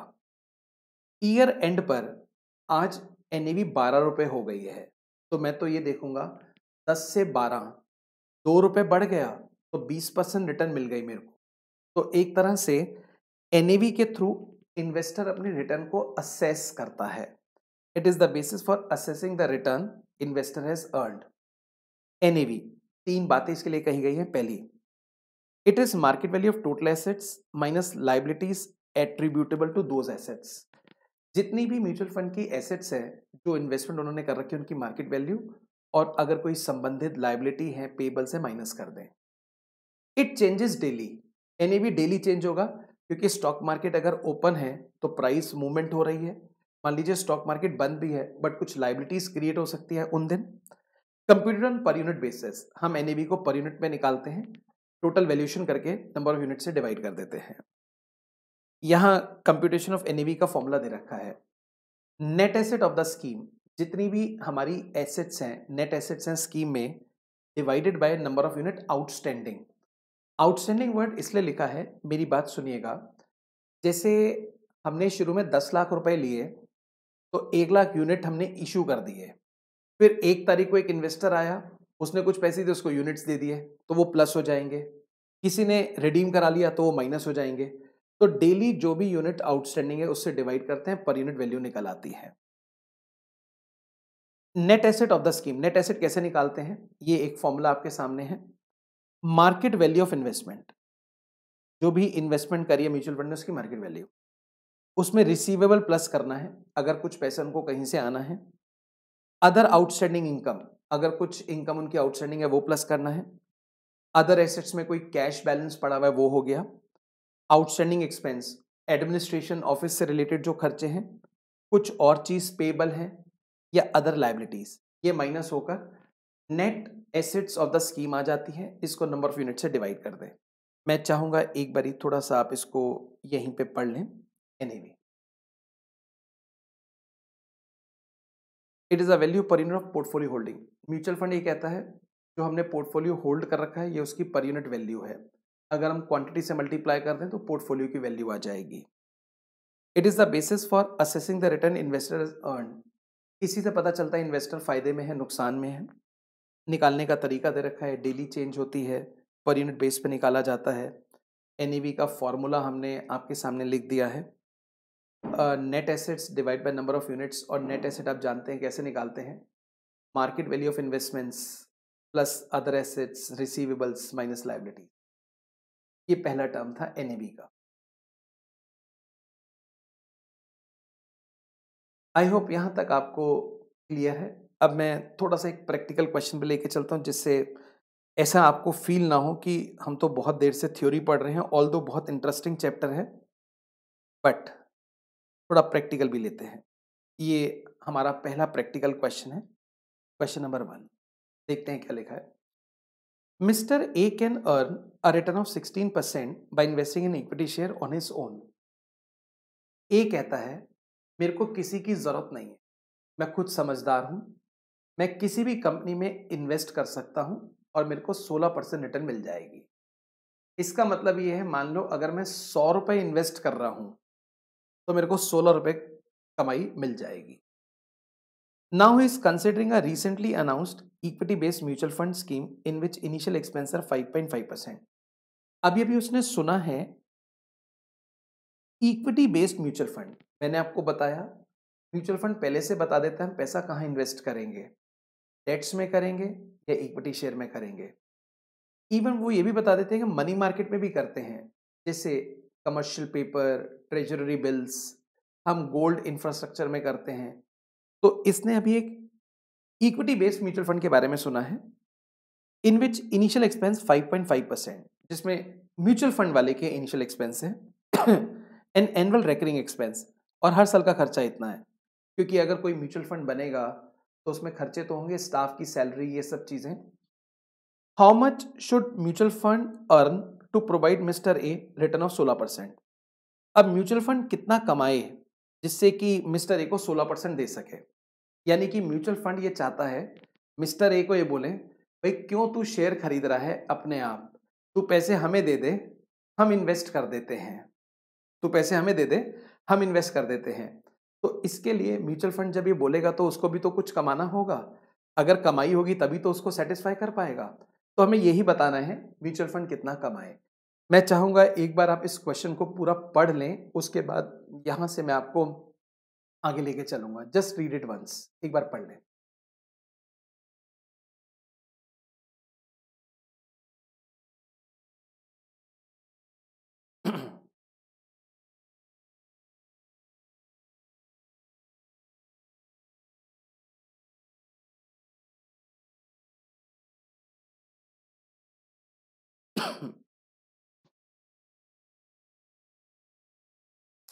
आई होप आपने पढ़ लिया होगा। आइए मैं आपको पहले थोड़ा लॉजिकल समझाऊंगा, ठीक है। आप देखिएगा जरा, जैसे मिस्टर ए ये कहता है पहली लाइन में, अगर मैं अपने हिसाब से इक्विटी में इन्वेस्ट करूं तो मैं 16% रिटर्न कमा सकता हूं। आप मान लीजिए मिस्टर ए के पास 100 रुपए हैं, अगर वो इसको इन्वेस्ट करता है खुद से तो वो 16 रुपए कमाएगा। अब म्यूचुअल फंड वाला कहता है ये पैसा तू हमें दे दे। अब मिस्टर ये चाहेगा कि जब मैं खुद से 16% कमा सकता हूं, 16 रुपए, तो कम से कम म्यूचुअल फंड मेरे को 16 रुपए तो दे।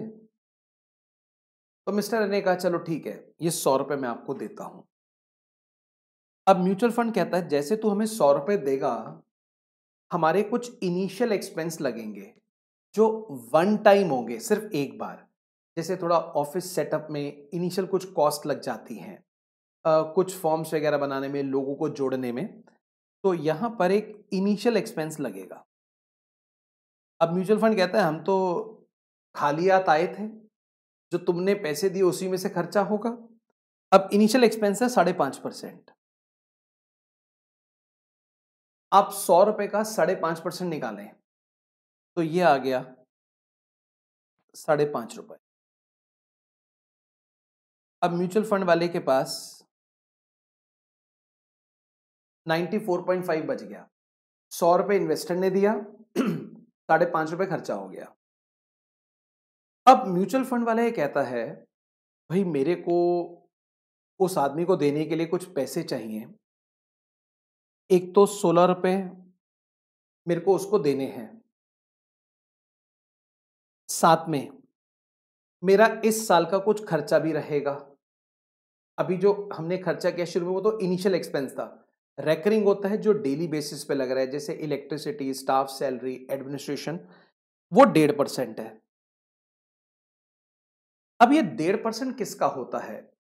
ये 1.5% होता है उसका जो म्यूचुअल फंड इन्वेस्ट करता है। ये जो 94.5 बचे, अल्टीमेटली यही पैसे थोड़ी देर के बाद म्यूचुअल फंड इन्वेस्ट करेगा। तो 1.5% जो पैसा इन्वेस्ट कर रहे हैं उसका खर्चे के लिए। तो मैं कैलकुलेटर ले रहा हूं अपना। 94.5 का 1.5% ये आता है 1.4175। अगर हम इसको सिंपल तरीके से बोले तो ₹1.42 हो गया। तो कुल मिलाकर म्यूचुअल फंड वाले को 17.4175 चाहिए at the end of the year, क्योंकि 16 रुपए तो वो किसको देगा? इन्वेस्टर को, और कुछ अपने खर्चे के लिए उनको चाहिए। तो इतने रुपए उनको जरूर चाहिए और वो ये पैसे इन्वेस्ट करेगा। अब म्यूचुअल फंड वाले के दिमाग में एक बात रहेगी, यार मैं 94.5 रुपए इन्वेस्ट कर रहा हूं और मेरे को उसके ऊपर इतना कमाना है, जरूर कमाना है। तो कितने परसेंट हो गया चेक करके देखते हैं। 18.43। तो म्यूचुअल फंड वाले को इतना जरूर कमाना है। अगर उसने 18.43% कमा लिया तो ये इन्वेस्टर को बड़े आराम से दे सकता है कितना? 16%। अगर उसने इससे कम कमाया, या तो उसके खर्चे पूरे नहीं होंगे या इन्वेस्टर को कम जाएगा। तो ये एक तरीका हुआ जिसमें हमने बताया कि म्यूचुअल फंड को कितना कमाना चाहिए। मैं एक बार फिर से बताता हूं। 100 रुपए म्यूचुअल फंड वाले के पास आए, 5.5 रुपए तो उसमें वन टाइम खर्चा हो गया, अब 94.5 बच गया, वही ये इन्वेस्ट करेगा इन शेयर्स ऑफ डिफरेंट कंपनीज। अब 94.5 जब इन्वेस्ट करेगा तो म्यूचुअल फंड वाले को डिविडेंड इंटरेस्ट के तौर इन्वेस्टर को डिविडेंड इंटरेस्ट के तौर पे 16 रुपए देने हैं, कुछ इसका अपना खर्चा। जो अपना खर्चा होता है ना 1.5% रेकरिंग, वो हमेशा इन्वेस्टेबल फंड्स पे निकालते हैं, और जो इनिशियल एक्सपेंस होता है वो उस पे निकालते हैं जो पैसा आता है। इस बात को समझिएगा। अब टोटल हो गया 17 रुपए समथिंग पैसा, ये कमाना है 94.5 पर। अब अकॉर्डिंगली आप देख लिया 18% आ गया। This is the way we do. लेकिन मैं आपको बताना चाहता हूं, इस तरह से जब आप एग्जाम में क्वेश्चन करेंगे, इसमें मार्क्स तो नहीं मिलेंगे आपको, वहां पे आपको एक फॉर्मल वे में प्रेजेंटेशन देनी है। हाँ, ये कंसेप्ट आप अपनी डेली लाइफ में लगा सकते हैं। आप म्यूचुअल फंड में जब आपका इंटरेस्ट क्रिएट होगा तो आप इस तरह से कुछ चीजें चेक कर सकते हैं। मैं इसी के अंदर पहले आपको एक छोटा सा नोट लिखवा रहा हूं, उसके बाद फॉर्मल प्रेजेंटेशन दूंगा। देखिए, note.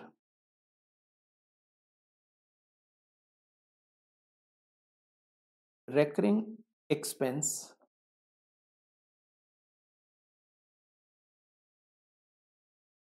if given in percentage,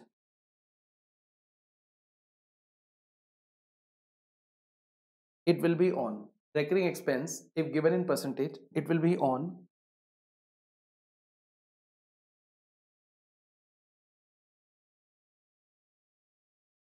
amount invested by mutual fund.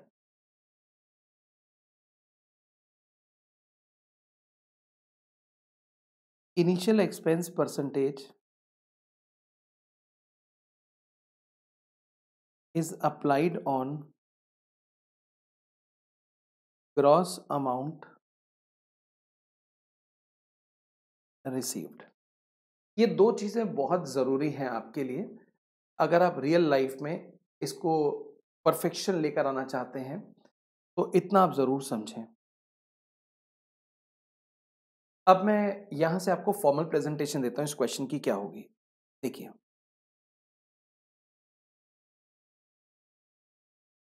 Solution 1। हमारा फॉर्मूला रहेगा R2 1 divide by 1 minus initial expense percentage into R1 plus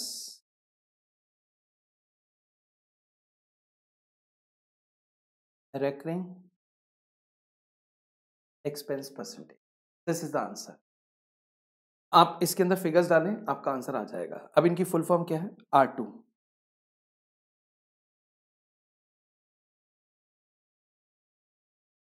return of mutual fund, R1 return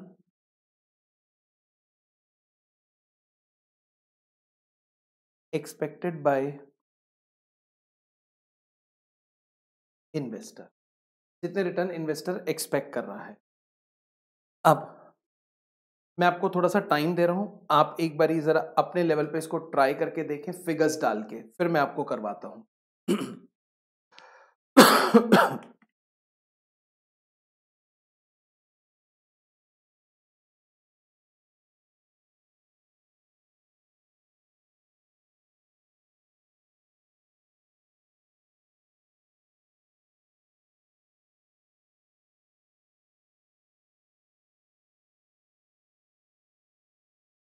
check करके देखिए, exact वही answer आएगा.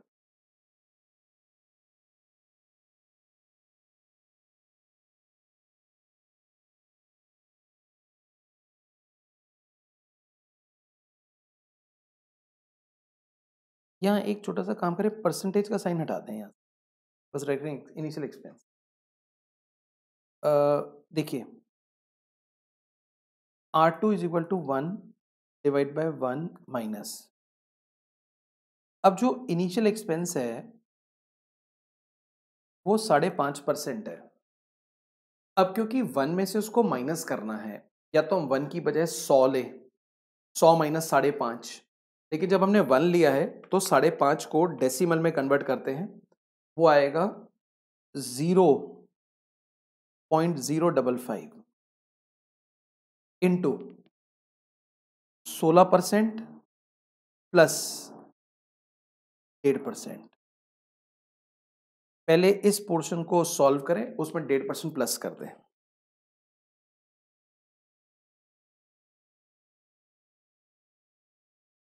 $18.43.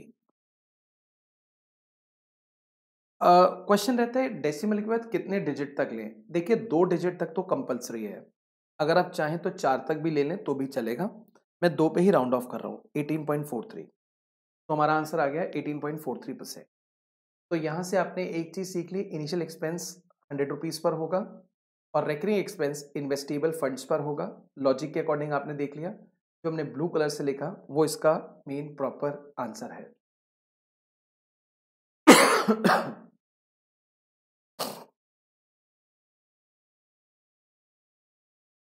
I hope ये point आपको clear है. आइए अब मैं आपको यहां से आगे लेके चलता हूं. एक कॉन्सेप्ट रहता है लोड का. लोड यानी कि कमीशन, ये भी एक टर्म है जो म्यूचुअल फंड के अंदर यूज हो रही है.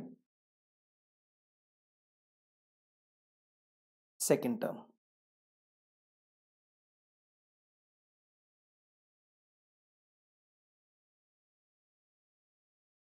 B entry and exit load.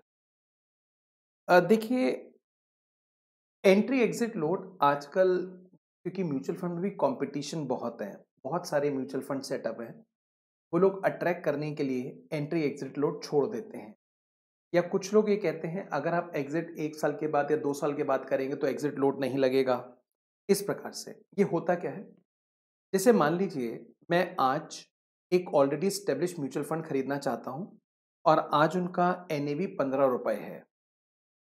अब मेरे पास मान लीजिए 15,000 रुपए हैं. अब एनएवी 15 है तो सीधा सीधा मेरे को 1000 यूनिट मिलने चाहिए. लेकिन जब मैं म्यूचुअल फंड वाले के पास गया तो कहता है एनएवी 15 है, लेकिन हम आपको 1 यूनिट 15 में नहीं देंगे, 15 रुपए 20 पैसे में देंगे. वो कमीशन चार्ज कर रहे हैं। मैं जब एंटर कर रहा हूं तो वो मेरे को महंगा सामान दे रहे हैं।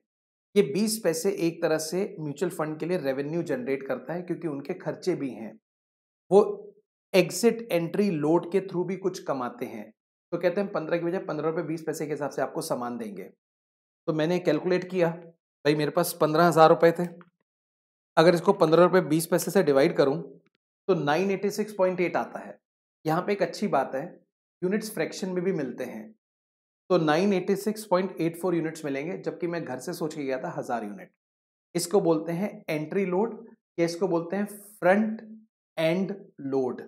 एंट्री या फ्रंट एंड लोड। इसके अलावा मान लीजिए आज मैं म्यूचुअल फंड की यूनिट्स बेचना चाहता हूं और मेरे पास 1000 यूनिट है। मैंने एनएवी पता करी 15 रुपए है, तो मैंने कहा 1000 यूनिट बेच के 15,000 आ जाएंगे। जब मैं म्यूचुअल फंड वाले के पास गया तो उसने कहा एनएवी 15 है, हम आपको एक यूनिट का 14 रुपए 80 पैसे देंगे, पूरे 15 नहीं देंगे। इसका मतलब अब मेरे को 15,000 की बजाय 14,800 रुपए मिलेंगे। तो ये भी उनका कमीशन है। इसको बोलते हैं एग्जिट लोड या बैक एंड लोड। अब ये कोई आपके लिए नई चीज थोड़ी है। जब भी आप कोई चीज खरीदते हैं तो ब्रोकरेज देनी पड़ती है, जब भी आप कोई चीज बेचते हैं तो ब्रोकरेज देनी पड़ती है, वो प्राइस में एडजस्ट होती है। तो इसी को बोलते हैं एंट्री एग्जिट लोड। आइए क्या लिखा है देखते हैं। चार्जेस वन पे while buying and selling the funds. जब बाय करते हैं तो एंट्री देते हैं, जब सेल करते हैं तो एग्जिट देते हैं। एंट्री लोड को फ्रंट एंड लोड भी बोलते हैं और एग्जिट को बैक एंड लोड भी बोलते हैं। Entry load added to NAV at the time of allotment, so investors allotted lesser units. जैसे 15 रुपए की बजाय 15 रुपए 20 पैसे हो गया, और मैं सोचा था 1000 यूनिट मेरे को मिलेंगे, बट मिले 986। Exit load deducted from NAV at the time of redemption, amount goes to pool of funds. अब उन्होंने मेरे को कम पैसे दिए। अब जितना उन्होंने मेरे को कम दिया, ये बाकी का जो पूल है उसमें प्लस हो जाएगा, और उसी में से वो लोग खर्चा करते हैं एट द एंड। क्योंकि जो खर्चे होते हैं वो मार्केट वैल्यू ऑफ इन्वेस्टमेंट से तो माइनस होते हैं अल्टीमेटली। तो ये एंट्री एग्जिट लोड हो गया। एक बार आप इसको पढ़ें, इसके ऊपर एक छोटा सा प्रैक्टिकल क्वेश्चन है, वो मैं आपको करवाऊंगा अभी।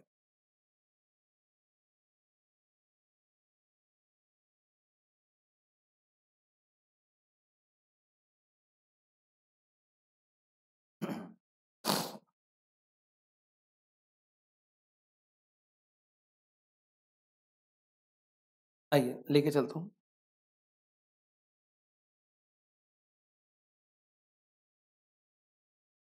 क्वेश्चन 2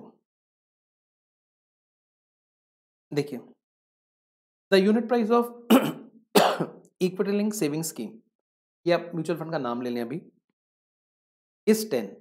यूनिट प्राइस यानी कि 10 है। The public offer price POP 10.204। वो कहते हैं जब हम बेचेंगे तो 10 रुपए 20 पैसे में बेचेंगे। एंड रिडम्पशन प्राइस इज 9.8, और अगर कोई बेचना आएगा तो 9.8 में। Calculate front end load back and load. अब आप कहेंगे 0.20 तो फ्रंट एंड हो गया, बैक एंड हो गया 0.2। ये बात सही है, बट जब भी कैलकुलेट करने को आए तो हमें परसेंटेज में देना होता है इसको, परसेंटेज में। अब कैसे देते हैं मैं आपको बताने जा रहा हूं, देखिएगा जरा।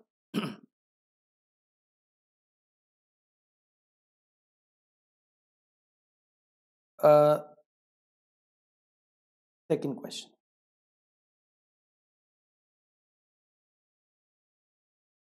Solution 2।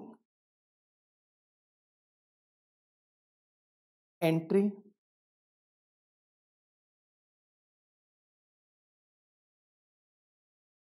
Exit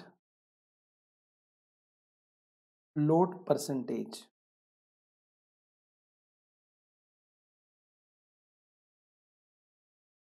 in practical question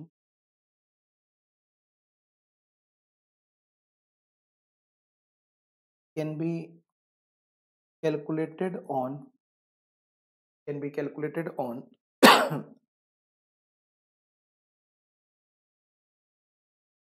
NAV or on POP oblique RP। मैं आपको बताना चाह रहा हूं, ये जो परसेंटेज है आप किसी के ऊपर भी निकाल सकते हैं। या तो एनएवी के ऊपर निकाल लें जिसको हम बेसिक प्राइस बोलते हैं, या आप पीओपी आरवीवी के ऊपर निकाल लें। अभी क्या मैंने लिखा है मैं आपको करके दिखाता हूं। देखिए,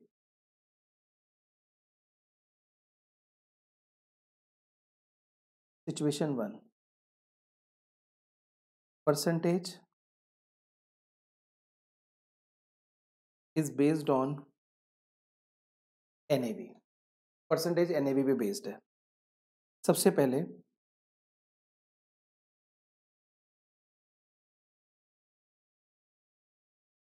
एंट्री लोड और front end load percentage, entry load और फ्रंट एंड। अब देखिए 10 रुपए की चीज 10.204 में मिल रही है, तो कितने परसेंट कमीशन हो गया वो मैं आपको बताना चाहता हूं। POP minus NAV divide by NAV into 100।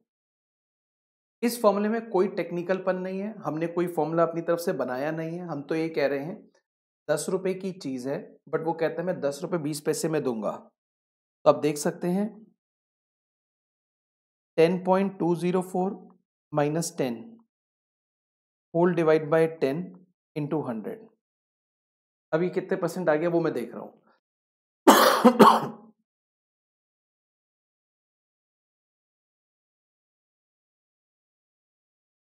ये आता है 2.04%। और अगर रुपीस में देखें 0.204। ये हमने निकाल दिया आपके लिए एंट्री लोड या front end load. Next, exit load और बैक एंड लोड। इसमें एनएवी पहले आ जाएगा minus redemption price divide by NAV into 100। ऐसे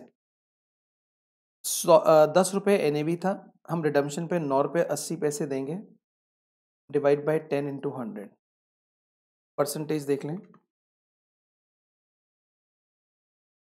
2%। 2%। ये हमने एंट्री एग्जिट लोड निकाल दिया, और अगर रुपीज में निकालना हो तो 0.20, तो रुपीज में निकालना हो तो 0.20, ये हमने वहां पे निकाल दिया आपके लिए। आई होप यहां तक आप मेरी बात समझ गए होंगे। अब मैं आपको यहां से आगे लेके चलूंगा। फर्स्ट पॉइंट आपको क्लियर है। Situation to,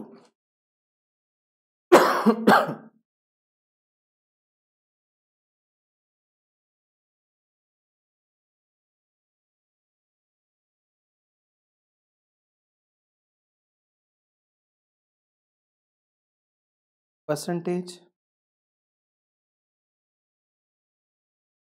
is based on POP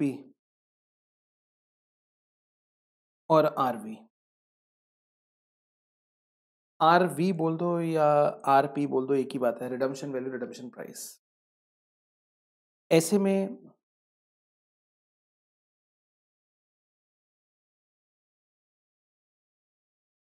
entry load निकालना है, तो ये कैसे निकालेंगे देखिए।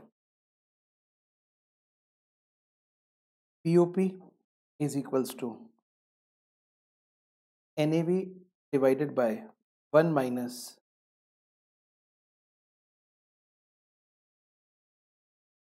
Front end load.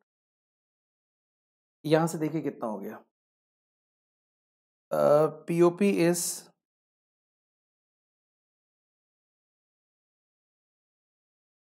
10.204 divide by 10, 1 minus front end load.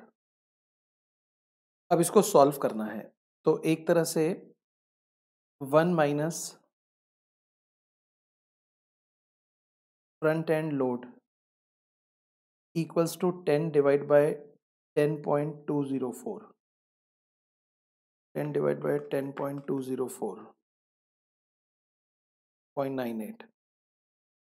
1 minus front end load is equals to 0.98. अब ये 1 माइनस है, फ्रंट एंड लोड उधर जाएगा, 0.98 माइनस हो जाएगा, तो फ्रंट एंड लोड हो गया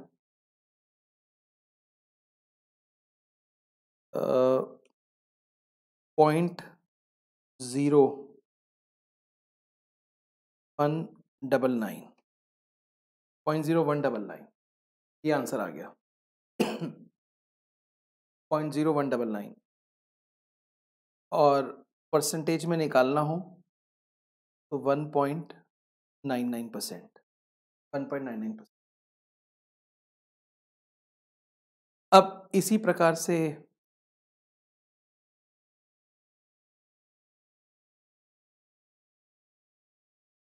exit load,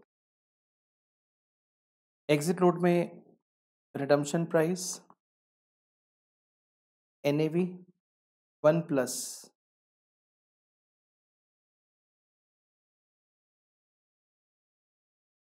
back and load, back and load हमारा रिडम्पशन प्राइस है 9.8, 10, 1 plus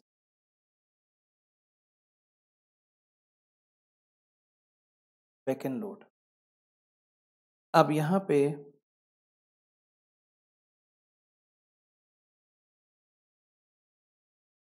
one plus back and load हो जाएगा 10 डिवाइड बाय 9.8, 10 डिवाइड बाय 9.8,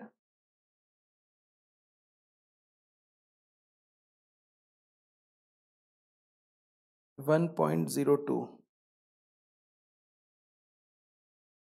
04, ये आ गया। अब back and load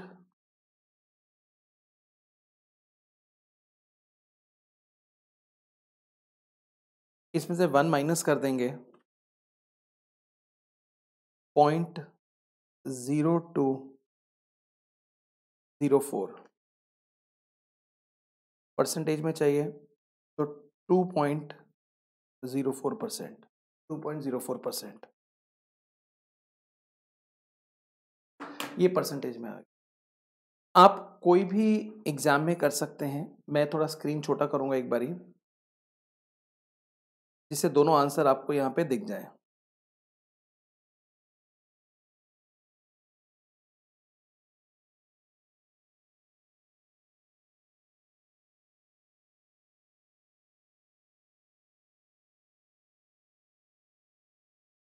do any, आप एग्जाम में किसी भी तरह से कर सकते हैं। हो सकता है आपको थोड़ा सा टफ लग रहा हो, बट ये प्रेजेंटेशन है, मैं अभी आपको 2 मिनट सिंप्लीफाई करके दिखाऊंगा, आप कहोगे अरे यही बात थी क्या। एक बार आप पहले इसको देख लें, फिर मैं आपको इसको बहुत सिंप्लीफाई करके दे रहा हूँ।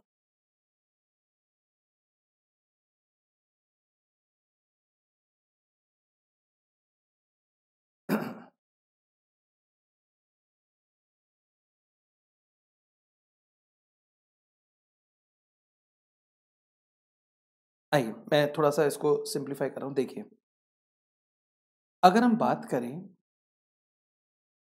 Front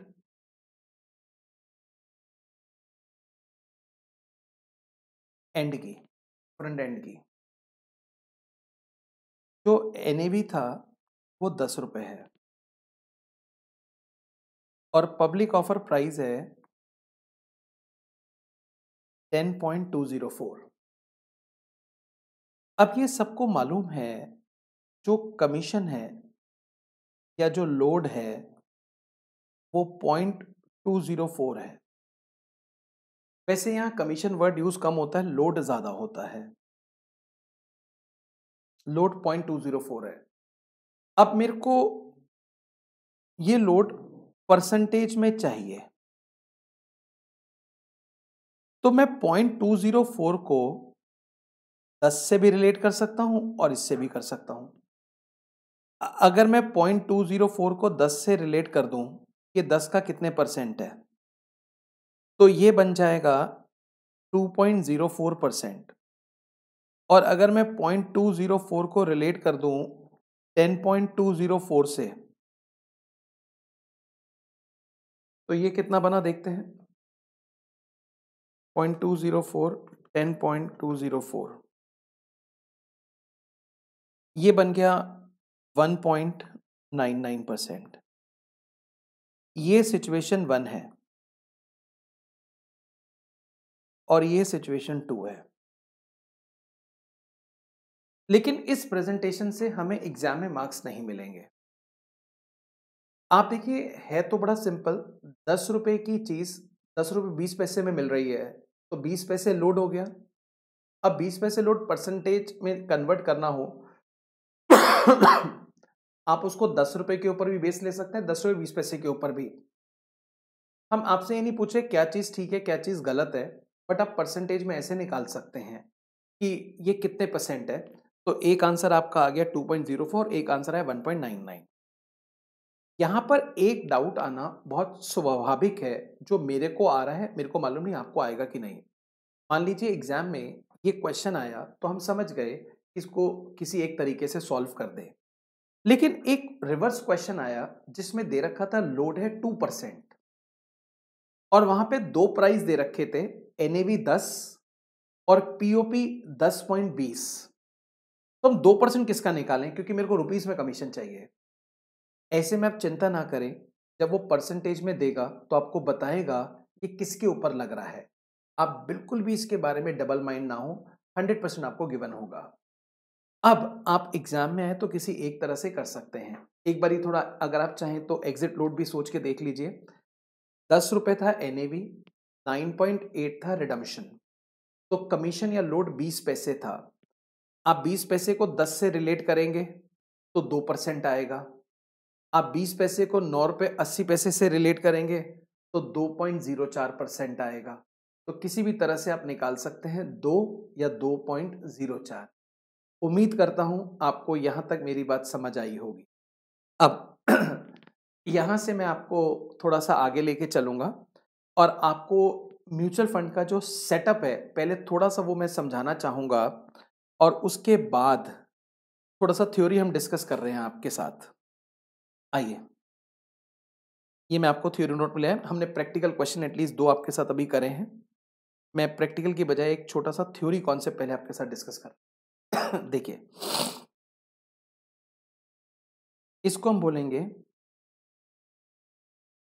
mutual fund setup. मान लीजिए हमें एक म्यूचुअल फंड सेट करना है, तो वो म्यूचुअल फंड कैसे सेटअप हम कर सकते हैं। सबसे पहली बात, एक स्पॉन्सर होना चाहिए। स्पॉन्सर, आप जरा समझिएगा, हम इसको पढ़ेंगे नोट्स में जाके आगे। स्पॉन्सर का एकदम वही रोल होता है म्यूचुअल फंड में जो एक कंपनी में एक प्रमोटर का होता है। जो प्रमोटर होते हैं कंपनी में वही इनफैक्ट कंपनी शुरू करते हैं। तो म्यूचुअल फंड में एक स्पॉन्सर का होना जरूरी है और स्पॉन्सर का रोल हमेशा प्रमोटर का होता है। स्पॉन्सर सबसे पहले सेबी को अप्लाई करता है परमिशन के लिए। SEBI, security and exchange board of India, SEBI को अप्लाई करता है। स्पॉन्सर एक बॉडी कॉर्पोरेट होना चाहिए, यानी कि एक कंपनी होनी चाहिए जो फाइनेंशियल सर्विसेज के बिजनेस में हो। बिजनेस कई तरह के होते हैं, फाइनेंशियल सर्विसेज मतलब पैसे का लेन देन। 5 साल से वो कम से कम इस बिजनेस के अंदर हो, 5 साल। अब इनको करना क्या है, एक स्पॉन्सर या एक से ज्यादा स्पॉन्सर मिलकर एक ट्रस्ट क्रिएट करते हैं, ट्रस्टी अपॉइंट करते हैं, और स्पॉन्सर के पास जो म्यूचुअल फंड की नेटवर्थ होगी, जो एसेट्स होंगी, कम से कम 40% हिस्सेदारी स्पॉन्सर के पास होनी चाहिए। मैं आपको बताता हूं, एक म्यूचुअल फंड का मैं नाम ले रहा हूं, एसबीआई म्यूचुअल फंड। अब एसबीआई म्यूचुअल फंड को सेट करने में स्पॉन्सर था स्टेट बैंक ऑफ इंडिया।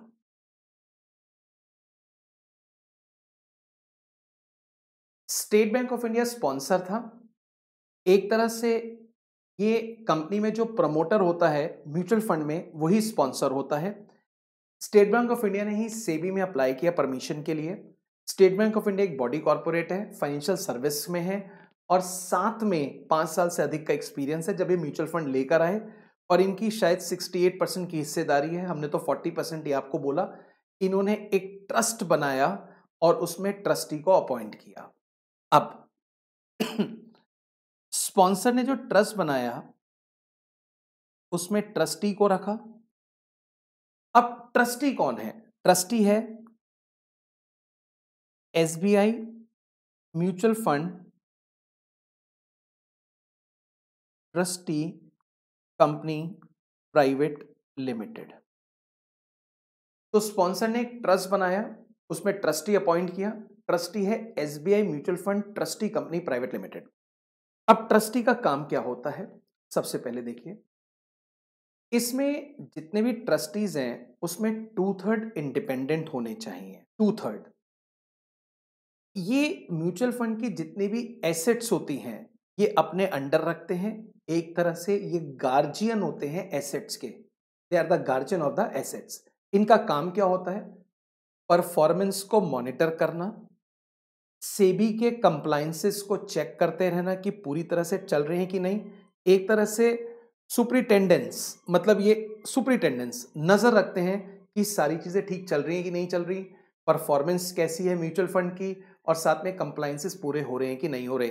और सारी एसेट्स इन्हीं के पास होती हैं। तो ट्रस्टी एक तरह से गार्जियन होते हैं ट्रस्ट के। इनका मेन काम होता है परफॉर्मेंस मॉनिटर करने का, सुपरिटेंडेंस का, और साथ में कंप्लायंसेस पूरे हो रहे हैं कि नहीं हो रहे। ट्रस्टी के बाद नेक्स्ट होता है एएमसी।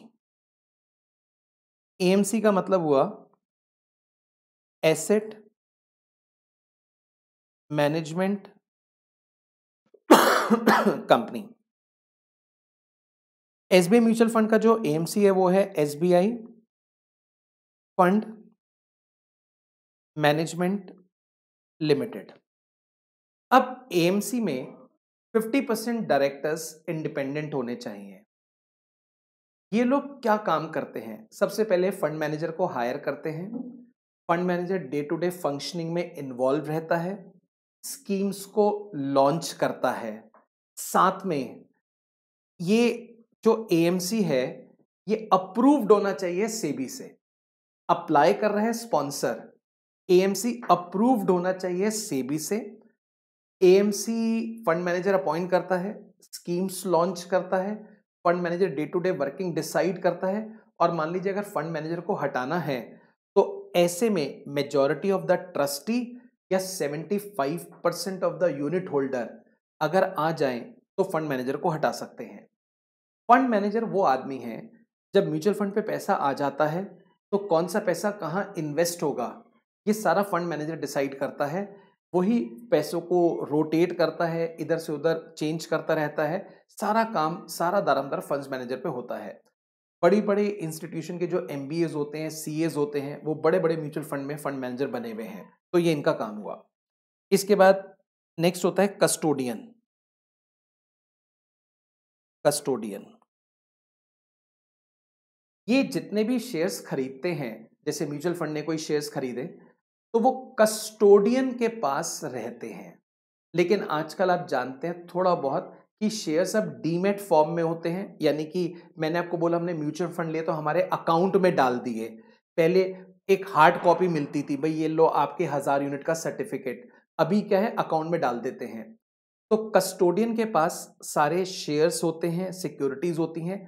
बट मान लीजिए अगर वो डीमेट फॉर्म में है तो जो डिपॉजिटरी पार्टिसिपेंट होता है वही कस्टोडियन बन जाता है। एग्जाम्पल के लिए अगर आज मान लीजिए मैं कुछ शेयर खरीदता हूं तो मेरे डिपॉजिटरी का नाम है निर्मल बंग, किसी का नाम है एचडीएफसी, मतलब वहां पे शेयर्स जमा होते हैं। जैसे खाते में पैसे जमा होते हैं ऐसे डीमेट अकाउंट में जमा होते हैं। तो अगर डीमेट अकाउंट है तो जो डिपॉजिटरी पार्टिसिपेंट है वही कस्टोडियन बन जाएगा। इनका कस्टोडियन है HDFC bank and SBI SG global securities services private limited, और लास्ट में होता है सेबी, जो प्राइमरी रेगुलेटर होता है, और इसी का मेन काम होता है इन्वेस्टर के इंटरेस्ट को प्रोटेक्ट करना, इन्वेस्टर के इंटरेस्ट को प्रोटेक्ट करना, रूल्स रेगुलेशन बनाना, और ये इंश्योर करना सारे म्यूचुअल फंड उसको फॉलो कर रहे हैं। आइए मैं थोड़ा आपको नोट्स के अंदर लेके चलता हूं, इसके बारे में नोट्स में दिखाता हूं क्या लिखा हुआ है। अच्छा, अगर आपको कुछ लेना है यहाँ से कॉपी करना तो कर सकते हैं, एक मिनट वेट कर लेता हूँ।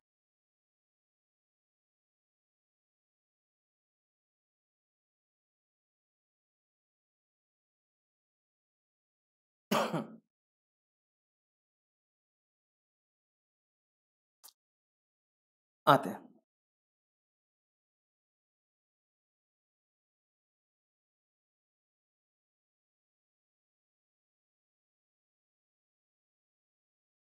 देखिएगा, मैं थोड़ा इसको बड़ा कर रहा हूं।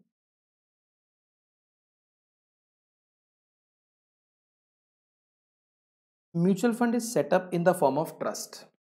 मैंने आपको बताया था कई तरह की फॉर्म्स होती हैं, body corporate partnership firm, but mutual fund एक ट्रस्ट की तरह सेट होता है। SEBI, securities and exchange board of India, primary regulator that oversee and set the rule for entire mutual fund industry to protect investors interest. तो SEBI जो है वो primary regulator है, जैसे बैंक्स के अंदर आरबीआई रेगुलेटर होता है, इंश्योरेंस के अंदर IRDA रेगुलेटर होता है, म्यूचुअल फंड में SEBI is the primary regulator. उसके अंडर सारे म्यूचुअल फंड काम करते हैं, और इसका मेन जो पर्पस होता है वो इन्वेस्टर के इंटरेस्ट को प्रोटेक्ट करना है। इसके लिए वो रूल्स बनाते हैं सब म्यूचुअल फंड इंडस्ट्री के लिए, उनको ओवरसी करते हैं, मतलब देखते रहते हैं कोई चेंज वगैरह तो नहीं करना। नेक्स्ट है sponsor, applies to SEBI for permission. अगर कोई म्यूचुअल फंड खोलना है तो स्पॉन्सर होना चाहिए, वो सेबी को अप्लाई करता है। जैसे SBI म्यूचुअल फंड के लिए स्टेट बैंक ऑफ इंडिया ने अप्लाई किया था। शुड बी बॉडी कॉर्पोरेट, वो एक कंपनी होना चाहिए। In business of financial services for not less than 5 years, 5 साल से इस बिजनेस में होना चाहिए। फाइनेंशियली साउंड हो, must contribute at least 40% net worth of AMC, जो एसेट मैनेजमेंट कंपनी है उसकी 40% नेटवर्थ इन्हीं के पास हो। Trust is establish by sponsor और मोर देन वन स्पॉन्सर, एक या एक से अधिक स्पॉन्सर मिलकर भी ट्रस्ट बना सकते हैं। They are just like promoters of company, जैसे कंपनी में प्रमोटर होता है ऐसे ही म्यूचुअल फंड में स्पॉन्सर होता है, और वो ट्रस्टी अपॉइंट कर देता है। इसका इतना ही काम होता है, डे टू डे वर्किंग में ये इंटरफेयर नहीं करता, इसका काम सिर्फ सेट करने का है। अब trustee, 2/3 must be independent, 2/3 trust independent होने चाहिए, ऐसे नहीं कि स्पॉन्सर के कहे में चलें। Hold the property for the benefit of unit holder, जितनी भी एसेट्स होती है वो इन्हीं के पास होती हैं। Wasted with general power of superintendence and directions over AMC, ये थोड़ा सा गलत हो गया, AMC वर्ड होना चाहिए था। इसका मतलब ये है इनके पास पावर होती है सुपरिटेंडेंस की, और ये डायरेक्शंस देते हैं AMC को। They monitor performance and compliance of SEBI regulations, ये साथ में भी देखते हैं कि सेबी की सारी रेगुलेशंस मीट हो रही है कि नहीं हो रही। Trustees are guardian of funds asset and overseas operation, they are the guardian. कुल मिला के अगर बोलूं, फंड्स एसेट इनके पास होती है, गार्जियन होते हैं, इनका काम होता है परफॉर्मेंस मॉनिटर करना, कंप्लायंस को पूरा करना, सुपरिटेंडेंस। नेक्स्ट है AMC, asset management company. 50% director must be independent, 50% director independent होने चाहिए। Must be approve by SEBI, make investment in various types of securities, net worth 100 crore minimum है। फंड मैनेजर को hire करते हैं, स्कीम लॉन्च करते हैं, day to day operation के लिए इन्वेस्टमेंट मैनेजर फंड मैनेजर देखता है। Can be terminated by majority of trustee और 75% ऑफ यूनिट होल्डर।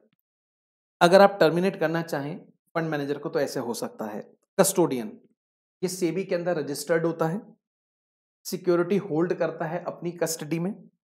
अगर डीमैट फॉर्म में सिक्योरिटी है तो डिपॉजिटरी पार्टिसिपेंट जो होता है वो कस्टोडियन बन जाता है। मैं आपको 2 मिनट का टाइम दे रहा हूँ, थोड़ा-सा एक बार इसको फिर से रीड कर लें, पढ़ लें, फिर यहाँ से मैं आगे चल रहा हूँ।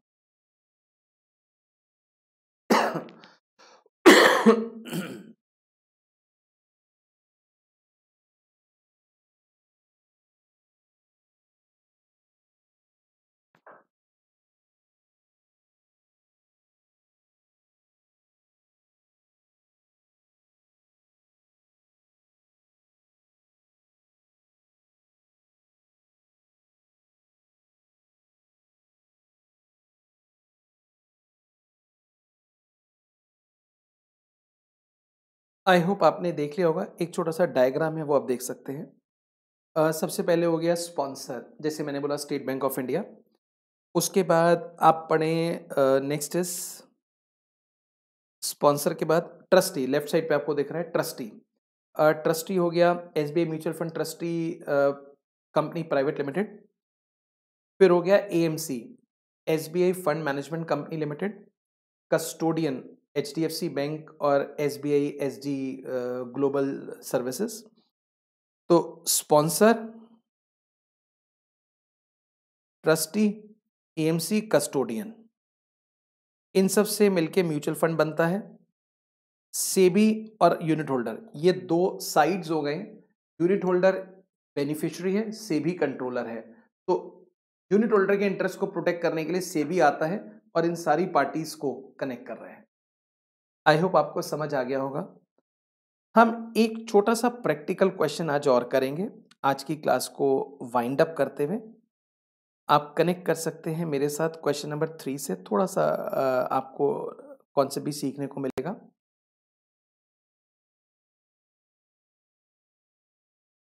क्वेश्चन नंबर 3 देखिए, a mutual fund that has net asset of ₹20 at the beginning of month.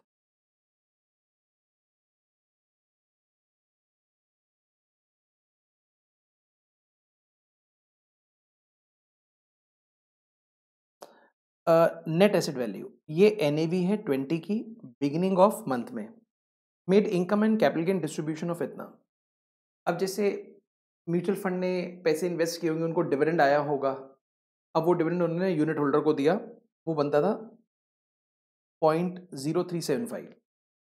साथ में हो सकता है उन्होंने कोई एक्सचेंज किया हो, किसी शेयर का प्राइस बढ़ गया, उसको बेच दिया हो, अब प्रॉफिट डिस्ट्रीब्यूट कर दिया हो, तो 0.03 respectively during the month, and then ended the month with a net asset value of इतना, और मंथ एंड पे वैल्यू है इतना। Calculate the monthly return. अब देखिए, 3 तरह की रिटर्न होती है यूनिट होल्डर को। एक होती है वहां से हमें म्यूचुअल फंड से कितना डिविडेंड या इंटरेस्ट मिला, कितना कैपिटल गेन मिला, और साथ में कितना हमें एप्रिसिएशन मिला। जो पहली 2 रिटर्न है वो रियलाइज्ड होती हैं, वो हमारे खाते में आ जाती हैं। दूसरी अनरियलाइज होती है, उसको देख के हम खुश होते हैं, जैसे प्राइस ₹20 से ₹20 6 पैसे हो गया। कहने को तो रिटर्न है, क्योंकि जब चाहे उसको रियलाइज कर सकते हैं आज की तारीख में। तो एक तरह से जब हम रिटर्न निकालते हैं तो अपनी सारी रिटर्न लेते हैं उसके अंदर। अब आपको यहाँ पे मंथली रिटर्न निकालना है। आप रिटर्न को एक्सप्रेस करेंगे आर से। फॉर्मूला रहेगा NAV T minus NAV T minus 1 plus I plus C divided by NAV T minus 1। अब टी का मतलब होता है करंट ईयर या करंट, और टी1 का मतलब होता है प्रीवियस। अब जैसे ईयर बिगिनिंग की बात कर रहे हैं, बिगिनिंग इज टी1, एंड इज टी, तो यहां पर एनएवी टी का मतलब होगा NAV at end of month. NAV T minus 1 का मतलब होगा NAV at beginning of month. अब आप देखिए, हमारा एंड में एनएवी है ₹20 6 पैसे, बिगिनिंग में था 20, प्लस हमें कुछ डिस्ट्रीब्यूशन मिला है 0.0375 का, कुछ कैपिटल गेन मिला है 0.03 का, होल डिवाइडेड बाय शुरू में NAV कितना था 20 इंटू 100, यहाँ से मेरा रिटर्न निकल कर आएगा। मैं चेक कर रहा हूँ कितना रिटर्न आता है। 20.06 minus 20 plus 0.0375 plus 0.03 divide by 20 into 100, मेरा जो रिटर्न आ रहा है वो 0.6375% का आ रहा है। इतना रिटर्न मैंने यहाँ कमाया है एक महीने में। This is my monthly return.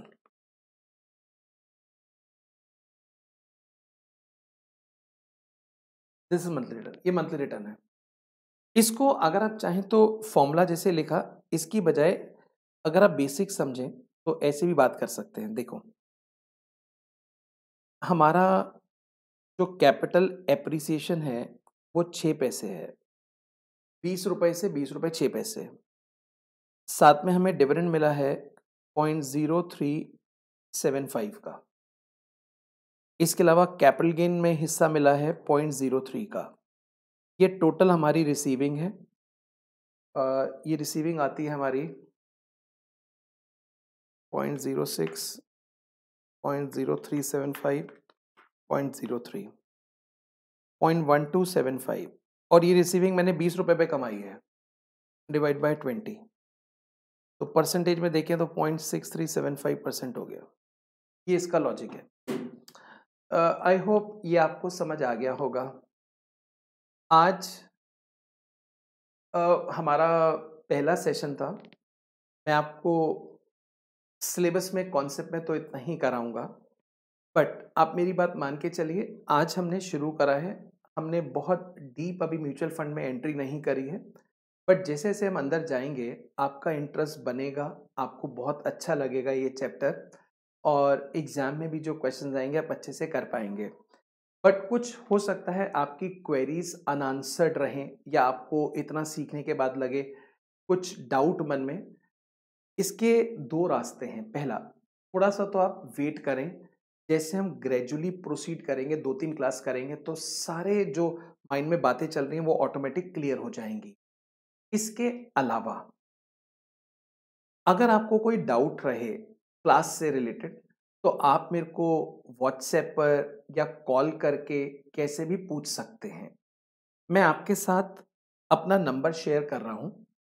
मेरा जो कॉन्टैक्ट नंबर है इस पे व्हाट्सएप भी है, और साथ में आप इस नंबर पे मेरे को कॉल भी कर सकते हैं अगर आपको कोई डाउट रहे। मेरा नंबर है 9811047037। आप इस नंबर पे मेरे को अपनी कोई भी क्वेरी हो कुछ भेज सकते हैं। बाकी मैं आपको ये अश्योर करता हूँ, हम आपको यहाँ जो पढ़ा रहे हैं वो एकदम लेटेस्ट कंटेंट है। हम स्टडी मटेरियल को बेस रख के आपको पढ़ा रहे हैं। स्टडी मटेरियल का एक भी पॉइंट, इवन कोई डॉट भी है वो भी नहीं छूटेगा। सारी थ्योरी हम आपको डिटेल में समझाएंगे, सारे प्रैक्टिकल कराएंगे, और जितने भी एग्जाम्स के पास्ट क्वेश्चन है वो भी हम क्लास में डिस्कस करने वाले हैं। बस मेरी आपसे एक ही विनती है कि आप बहुत सीरियसली इन क्लासेस को पढ़ें, क्योंकि आप फाइनल में बहुत ज़्यादा मेरे को ज्ञान देने की ज़रूरत नहीं है। आप लोग इंटर वगैरह पास करके आपको मालूम है कितनी मेहनत करनी है। सिर्फ और सिर्फ कंसंट्रेशन की ज़रूरत है, वो मेरे को लगता है आप लोग ज़रूर क्लासेस में देंगे। आज के लिए इतना ही। आप लोगों का बहुत बहुत धन्यवाद। Thank you very much. Take care.